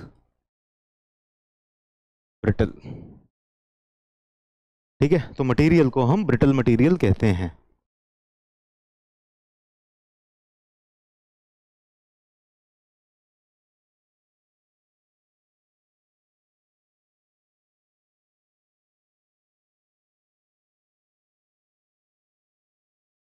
done है? डन। तो ब्रिटलनेस इज डन। बहुत अच्छा पढ़ा रहे हैं sir, thank you so much. Example तो दे नहीं रहे हैं। एग्जाम्पल ब्रिटल का एग्जाम्पल, ब्रिटल का एग्जाम्पल दूं? ब्रिटल का एग्जाम्पल है, एग्जाम्पल रबर। ठीक है, रबर ब्रिटल है। इसका एग्जाम्पल दूं डक्टाइल का? Example mild steel. ठीक है, इसका और एग्जाम्पल दूं? स्टोन, पत्थर, ग्लास। ठीक है, जो भी चीजें आप अपने आसपास देखते हो कि जब आपने उसके ऊपर लोड लगाया और बहुत ही कम स्ट्रेन पर टूट गया। हाँ, चौक, कास्ट आयरन, इतने सारे एग्जाम्पल हैं। China clay. तो जो भी चीजें टूट के बिखर जाती हैं, ठड़ाक टूट के टुकड़े टुकड़े हो गई, वो सब क्या है? ब्रिटल हैं। चाइना नहीं, चाइना क्ले। ठीक है, एटसेट्रा एटसेट्रा, बहुत सारे एग्जाम्पल हैं। हाँ, लीड हो जाएगा, कॉन्क्रीट हो जाएगा, बिल्कुल कॉन्क्रीट एक बहुत अच्छा एग्जाम्पल है, कॉन्क्रीट एटसेट्रा। ठीक है, चलो बहुत सारे एग्जाम्पल हो गए। रबर भी ब्रिटल है। हाँ, ब्रिक भी ब्रिटल है, बिल्कुल ठीक है। रबर क्यों ब्रिटल है? रबर तो आप देखते हो कि बहुत ज्यादा खिंच जाता है ना। रबर बहुत ज्यादा खिंच जाता है, बहुत ज्यादा एलोंगेट हो जाता है, फिर भी ब्रिटल कैसे हो सकता है? रबर ब्रिटल ऐसे है कि रबर की पोस्ट इलास्टिक स्ट्रेन कितनी है? देखो, ये तो हो गई इलास्टिक लिमिट रबर की, this is proportional limit, sorry, this is proportional limit, this is elastic limit और दिस इज फ्रैक्चर पॉइंट। तो प्लास्टिक स्ट्रेन कितना है? देखने में तो इतना ज्यादा स्ट्रेन लग रहा है, ठीक है, पर क्या रबर को खींच के आप थिन वायर्स के फॉर्म में बना पाते हो? कि आपने परमानेंट डिफॉर्मेशन कर दिया रबर का बहुत ज्यादा? नहीं ना, उसकी जो इलास्टिक रेंज है बहुत ज्यादा है। जब आप खींचोगे खींचोगे खींचोगे, खिंचती जा रही है, इलास्टिक रेंज बहुत ज्यादा है ना, फिर आपने छोड़ा वापस से और ओरिजिनल साइज में आ जाती है। तो पहले तो लगेगा अरे यार इतनी खिंच गई, लेकिन फिर जब आप छोड़ोगे तो वापस से अपने ओरिजिनल साइज में आ जाएगी। तो उसको और ज्यादा थिन वायर्स के फॉर्म में हम नहीं ड्रॉ कर सकते, ठीक है ना, थिन वायर्स के फॉर्म में नहीं ड्रॉ कर सकते। ठीक है, तो इसकी जो प्लास्टिक रेंज होगी ना, प्लास्टिक रेंज बहुत कम है, तो plastic range is less than 5%। तो rubber has very small post elastic strain या plastic range. Rubber is brittle because it has very less plastic range। तो प्लास्टिक रेंज जो होती है ना रबर की, वो बहुत कम होती है।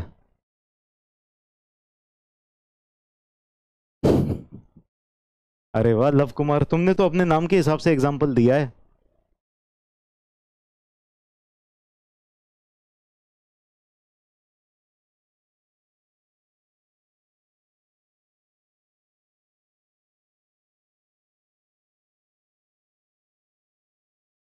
ठीक है चलो डन, लिख लिया, इतना काफी है।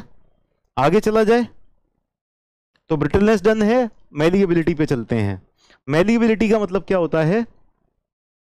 मेलिएबिलिटी होता है, देखो डक्टिलिटी में हम क्या कर रहे थे, हमने टेंशन में खींचा मटेरियल को। सो टेंशन में जब पुल किया, धीरे धीरे मटेरियल पुल हुआ और वो परमानेंट डिफॉर्मेशन हो गया।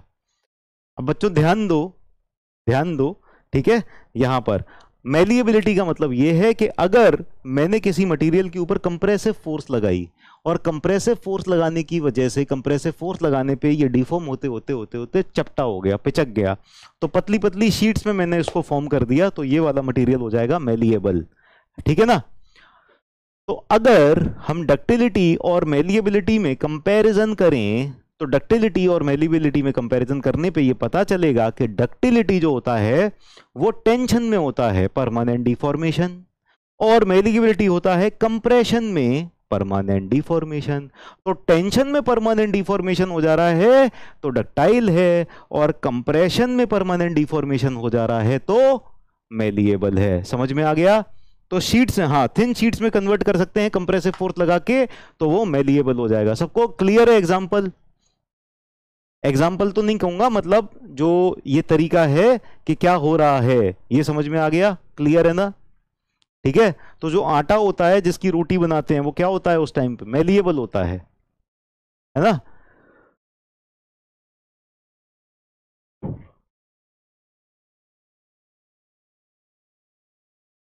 चलो आगे चलते हैं। सो राइट डाउन, मेलिएबिलिटी के अंदर लिखो, it is the ability of material, it is the ability of material to be deformed, to be deformed or spread in different directions,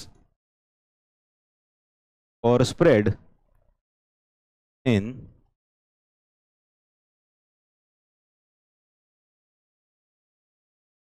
different directions. This is usually caused by,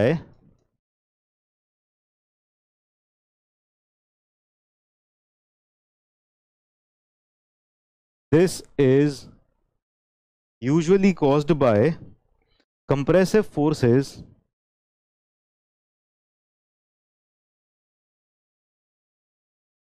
during rolling, हाँ ठीक है, this usually caused by compressive forces. तो ये compressive forces की वजह से होता है, ठीक है ना, it is due to compressive forces. ठीक, बहुत ही बढ़िया। तो अब डक्टिलिटी और मेलिएबिलिटी में थोड़ा सा अंतर कर लेते हैं। What is the difference between ductility and what is malleability. Malleability और डक्टिलिटी में डिफरेंस कर लेते हैं। तो डक्टिलिटी क्या होता है?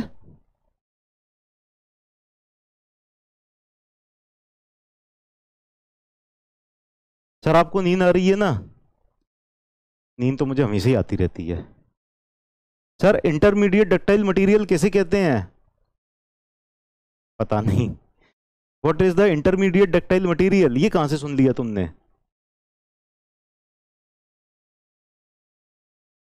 क्या बात है धीरेन्द्र कुमार, मतलब आटे को रोटी बनाने से पहले जब उसको खींचते हैं तब वो डक्टाइल है, और जब रोटी बनाते हैं तब वो मेलिएबल है। ऐसा नहीं कह सकते कि आटा दोनों ही है, डक्टाइल भी है मेलिएबल भी है। और बहुत सारे मटेरियल ना दोनों ही होते हैं। जो मटेरियल डक्टाइल होता है ना वो मेलिएबल भी होता है। एक आध दो ही ऐसे एग्जाम्पल हैं जो कि डक्टाइल तो हैं लेकिन मेलिएबल नहीं है, या मेलिएबल है डक्टाइल नहीं है ना। ऐसे रेयरली केस मिलेंगे। मोस्ट ऑफ द मटेरियल जो डक्टाइल है वो मेलिएबल भी होते ही हैं। ठीक है ना। Yes, okay. तो डक्टिलिटी का मतलब क्या है? Ability of permanent deformation and tension. Ability of permanent deformation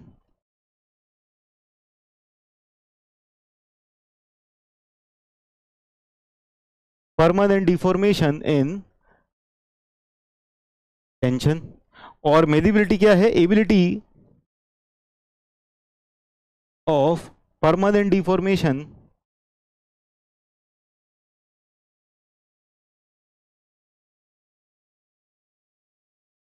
in compression. Ability of permanent deformation in compression. ठीक है, तो मेलिबिलिटी और डक्टिलिटी में अंतर क्लियर है, डिफरेंस क्लियर है। कोई बुक रेफर करें थ्योरी के लिए? इतनी सारी थ्योरी तो लिखा रहे हैं और तुमको थ्योरी की कमी लग रही है, भूख लग रही है थ्योरी की, और ज्यादा थ्योरी चाहिए मुझे।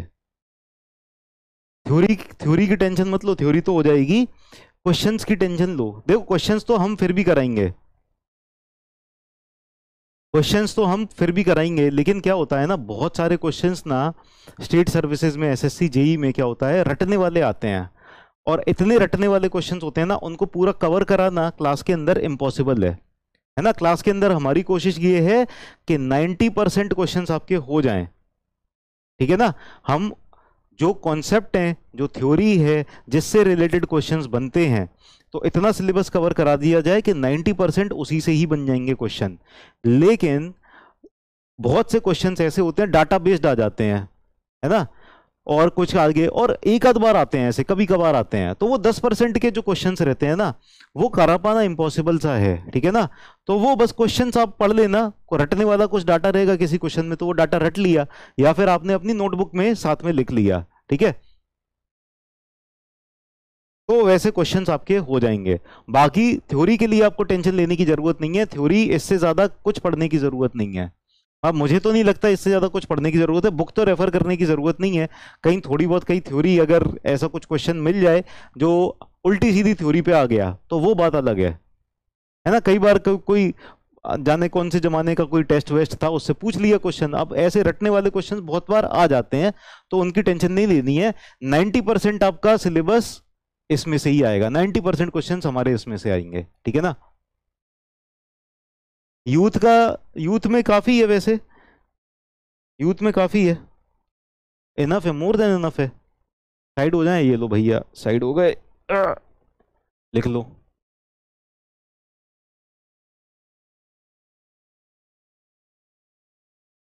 ऑब्जेक्टिव के लिए यूथ बढ़िया बुक है, हालांकि रिपीटेड क्वेश्चंस हैं बहुत सारे, लेकिन फिर भी सही बुक है।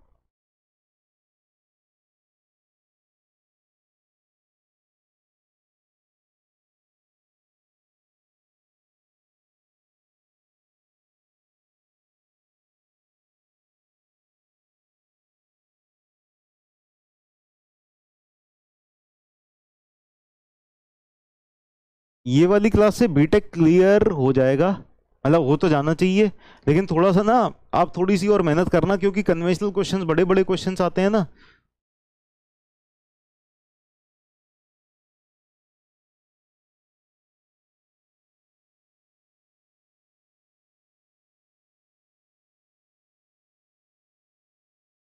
आर एस खुरमी ठीक ठीक है, चलेगी आर एस खुरमी।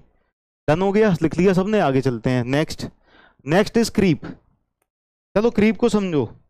अब ना क्रीप को समझने में आपको थोड़ी सी दिक्कत होगी, तो इसीलिए क्रीप को समझो, ठीक है, ध्यान लगाना, वरना आप लोग फिर बाद में फालतू फालतू के बहुत सवाल पूछोगे।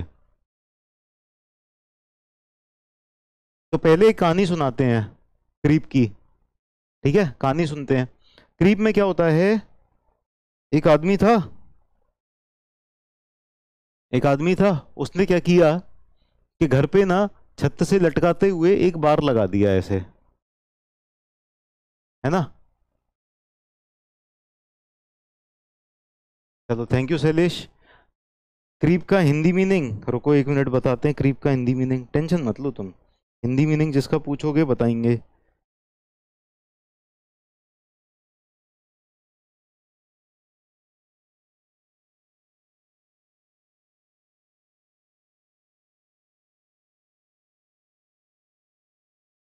विसर्प, विसर्पण,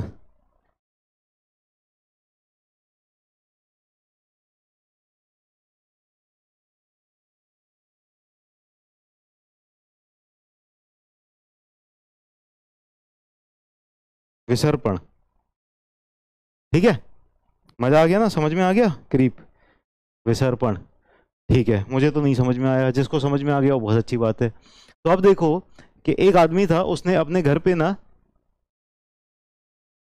उसने अपने घर पे ऐसे एक डंडा लगाया और उल्टा लगा दिया, छत से लेके टांग दिया, और फिर इस पे वो झूला झूलता था।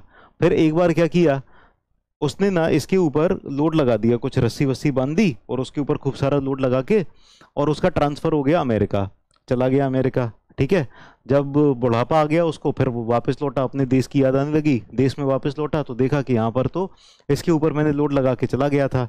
ठीक है ना, तो फिर वो उसने ना, काफी हाईटेक टाइप का आदमी था वो, लोड मेजरमेंट और एलोंगेशन वगैरह की ना स्ट्रेन गेजेस वगैरह भी लगा के छोड़ गया था। ठीक है, तो हुआ क्या कि जब, जिस वक्त इसके ऊपर कोई लोड नहीं था, जब कोई लोड नहीं था तब इसकी लेंथ थी एल, जब कोई लोड नहीं एक्ट कर रहा था इस रॉड के ऊपर तब इसकी लेंथ थी एल। ठीक है ना, फिर क्या हुआ, लोड लगाया, तो इसने लोड कुछ लगा दिया, हैवी सा लोड, ऐसे करके लोड लगा दिया, और जब इसने इसके ऊपर लोड लगाया तो इसकी लेंथ बढ़ेगी कि नहीं बढ़ेगी, लोड लगाने पे, लोड लगाने पे बढ़ेगी। ठीक है, लोड लगाने पे जो लेंथ है वो बढ़ गई। ठीक है, तो ये वाली जो लेंथ बढ़ी है, इस वाली लेंथ बढ़ने को आप क्या कहोगे, ये लोड था इलास्टिक लिमिट के अंदर, ये लोड था इलास्टिक लिमिट के अंदर। आप लोग अभी कुछ भी बोले जा रहे हो, ठीक है ना, जो पुराना पढ़ रखा है वो बोलते जा रहे हो, सुन लो। ठीक है, तो जब इसके ऊपर लोड लगाया तो इसकी लेंथ बढ़ गई, कितनी लेंथ बढ़ गई, इसकी लेंथ बढ़ गई है लेट अस से डेल्टा एल। नाउ ये जो डेल्टा एल बढ़ी है ये कौन सा डिफॉर्मेशन है, this is elastic deformation.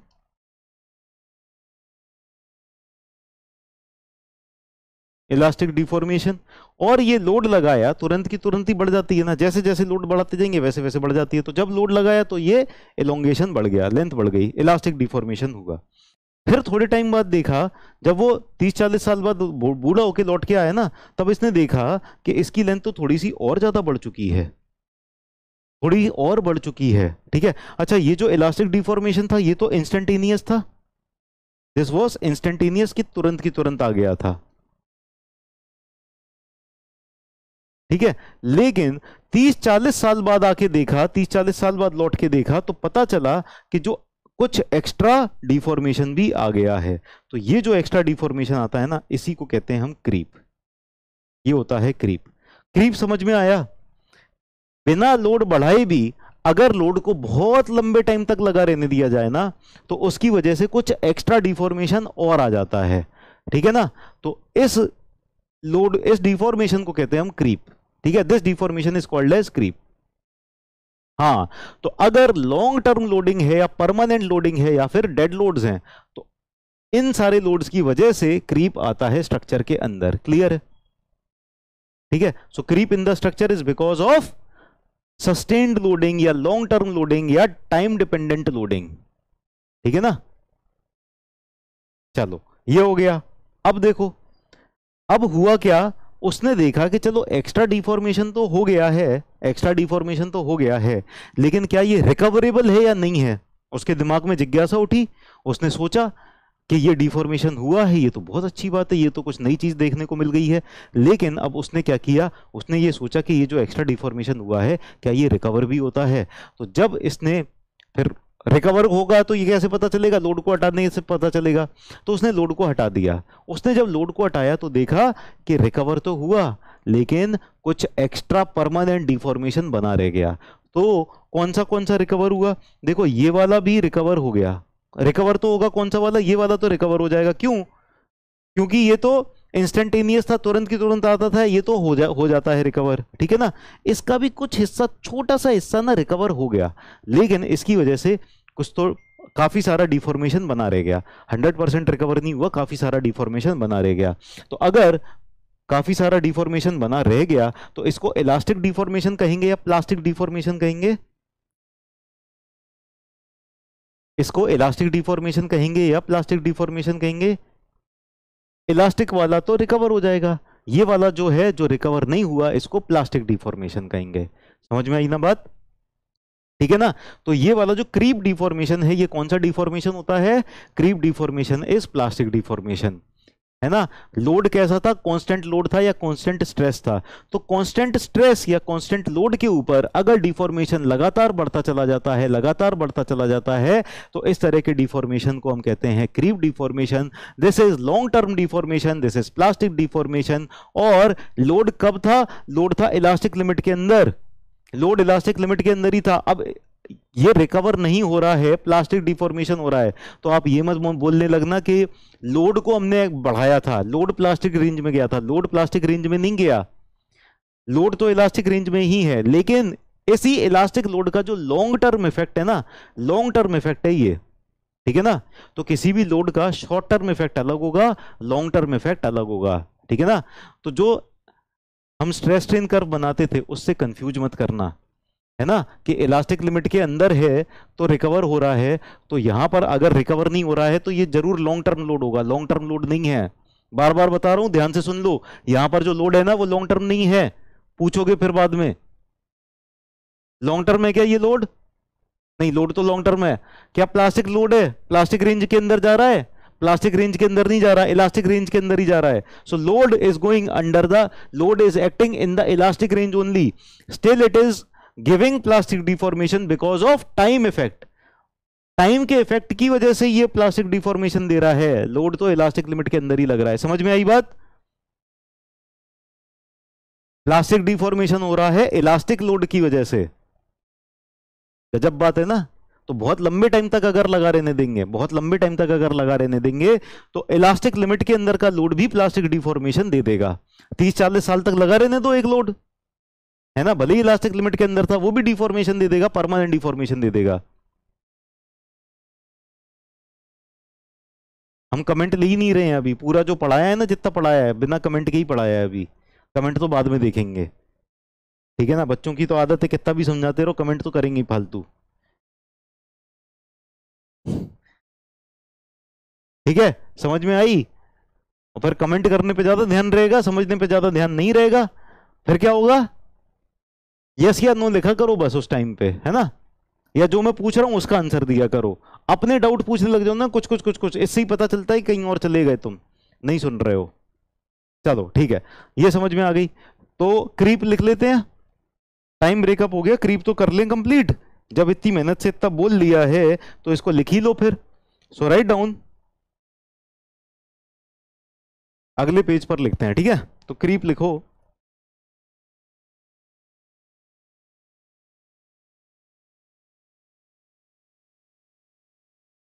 the property by virtue of which a material undergoes, the property by virtue of which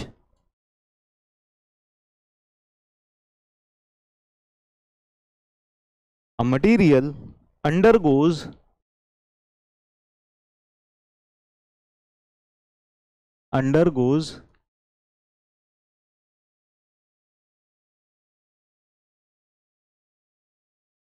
additional deformation. Additional का मतलब एक्स्ट्रा डिफॉर्मेशन आ रहा है, एडिशनल डिफॉर्मेशन आ रहा है ना। मैं हीरो की तरह लगता हूं, नाम याद नहीं आ रहा उसका, मैं याद दिला देता हूं, क्या नाम था उसका, राजकुमार राव, है ना। हाँ ठीक है, थैंक यू थैंक यू। चलो, एडिशनल डिफॉर्मेशन, एडिशनल डिफॉर्मेशन का मतलब क्या है, एक्स्ट्रा डिफॉर्मेशन। एक्स्ट्रा डिफॉर्मेशन यानी जो इलास्टिक डिफॉर्मेशन आया था ना, इलास्टिक डिफॉर्मेशन, उसके ऊपर जो एक्स्ट्रा डिफॉर्मेशन आ रहा है ना, ये वो वाला डिफॉर्मेशन है, ठीक है। So this is additional deformation over and above elastic deformation, over and above elastic deformation, elastic deformation bracket close with passage of time, with passage of time यानी टाइम के बीतने के साथ साथ। तो यानी जितना ज्यादा टाइम बढ़ता जाएगा ये डिफॉर्मेशन भी बढ़ता जाएगा कि नहीं बढ़ता जाएगा।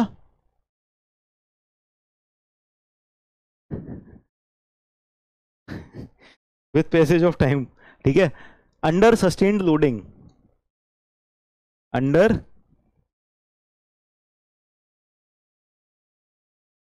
सस्टेन्ड लोडिंग, तो लॉन्ग टर्म लोडिंग या सस्टेन्ड लोडिंग की वजह से इलास्टिक लिमिट के अंदर लोड है, विद इन इलास्टिक लिमिट, सारी की सारी टर्म्स इंपॉर्टेंट है। Within elastic limit is called creep. ठीक है, क्रीप कहते हैं इसको। तो क्रीप क्या है? एक ऐसी प्रॉपर्टी है जिसकी वजह से मटेरियल अंडरगोज एडिशनल डिफॉर्मेशन। ठीक है, सारी की सारी टर्म्स को ना थोड़ा सा और समझ लेते हैं डिटेल में एक बार। एडिशनल डिफॉर्मेशन से हमारा क्या मतलब है? एडिशनल डिफॉर्मेशन वो एक्स्ट्रा डिफॉर्मेशन है जो इलास्टिक लिमिट के भी बाद गया है। ठीक है ना, इलास्टिक लिमिट खत्म होने के बाद भी जो एक्स्ट्रा एडिशनल डिफॉर्मेशन गया है वो है, ठीक है ना, एडिशनल डिफॉर्मेशन। ठीक है, over and above elastic deformation with passage of time, यानी जैसे जैसे टाइम बीतता जाएगा वैसे वैसे डिफॉर्मेशन बढ़ता जाएगा। तो ये टाइम डिपेंडेंट स्ट्रेन भी कहते हैं इसको, क्रीप स्ट्रेन को हम टाइम डिपेंडेंट स्ट्रेन भी कहते हैं। डीपीपी कैसे मिलेगी? आप अपनी क्लासेस वगैरह में जाते हो ना, ऑल क्लासेस में जाते हो, फिर स्ट्रेंथ ऑफ मटेरियल्स में जाते हो, है ना, स्टूडेंट पोर्टल होगा वहां पर, है ना, उसके अंदर जाते हो तो वहां पर ऑल लेक्चर्स में जाओगे ना, स्ट्रेंथ ऑफ मटेरियल्स के ऑल कंटेंट या ऑल लेक्चर्स ऐसे करके कुछ है, वहां पर कई सारे टैब बने रहते हैं, है ना, DPP, DPP PDF, videos, lectures, live lectures, ऐसे करके मतलब कई सारे टैब्स बने रहते हैं। तो उन सारे टैब्स में एक एक करके देख लेना, आपको मिल जाएगा। ठीक है ना, उन सारे सबको टैब्स को एक एक करके देख लेना, आपको मिल जाएगा। ठीक है, चलिए, पैसेज ऑफ टाइम के साथ अंडर सस्टेन्ड लोडिंग, तो ये अंडर सस्टेन्ड लोडिंग भी इंपॉर्टेंट है। सस्टेन्ड लोडिंग मतलब लंबे टाइम तक जब लोड लगा रहेगा तब होगा ये, है ना। और ये लोडिंग कब है, ये कैसी है? ये विद इन इलास्टिक लिमिट है, इलास्टिक लिमिट के अंदर लोड लग रहा था, इसको कहते हैं क्रीप। या फिर और आसान भाषा में इसको कहते हैं creep is time dependent strain. Time dependent strain.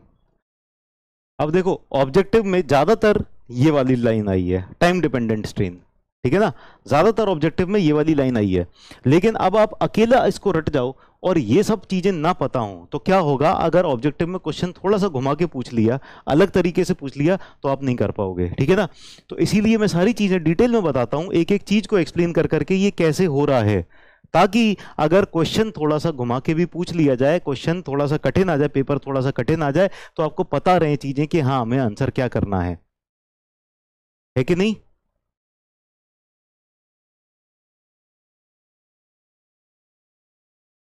ठीक है ना, तो क्रीप क्या हो जाएगा? Time dependent strain. ठीक है ना, या फिर इसको क्रीप इज प्लास्टिक स्ट्रेन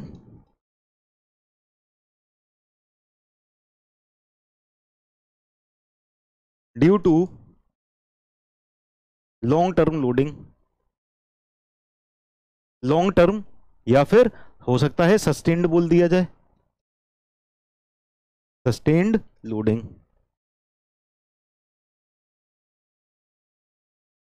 ठीक है, तो ये हो जाते हैं क्रीप। तो जो भी पार्ट आएगा ना, इसी में से ही कुछ ना कुछ को मिक्सअप करके हो सकता है बोल दिया जाए। तो ये कंप्लीट डेफिनेशन है, कंप्लीट पूरा का पूरा। ठीक है, इसी में से ही कुछ ना कुछ उठा उठा के मिक्स मैच करके क्वेश्चन पूछ लिया। ठीक है, उसमें अंडर ग्रेविटी फोर्स लगता है, बिल्कुल अंडर ग्रेविटी। डेड लोड जो होते हैं ना, सारे के सारे लोड जो हैं डेड लोड, बेसिकली वो ग्रेविटेशनल फोर्स की वजह से ही है। डेड लोड तो ग्रेविटी की वजह से ही है। ठीक है, चलो, तो लव कुमार ने बोल दिया है थैंक्स सर, इसका मतलब है सर आपके जाने का टाइम हो। सस्टेन्ड मतलब बहुत देर तक लगा हुआ है, सस्टेन्ड, आपको सस्टेन्ड वे में तैयारी करनी है। मतलब अगर आपने एक दिन 10 घंटे पढ़ाई की तो सस्टेन्ड नहीं है, अगले दिन 1 घंटे पढ़ाई की तो it is not a sustained. Sustained का मतलब है, मान लो आप 6 घंटे पढ़ाई कर रहे हो, लेकिन 6 घंटे लगातार हमेशा पढ़ाई कर रहे हो, तो क्या है? That is sustained. ठीक है ना, चलिए, तो आज की क्लास यहीं खत्म करते हैं, मिलते हैं फिर अगली क्लास में। Bye bye, tata, take care, see you in the next class. कल मिलते हैं, ठीक है। यस, डेड लोड फॉर्मूला नहीं है इसका।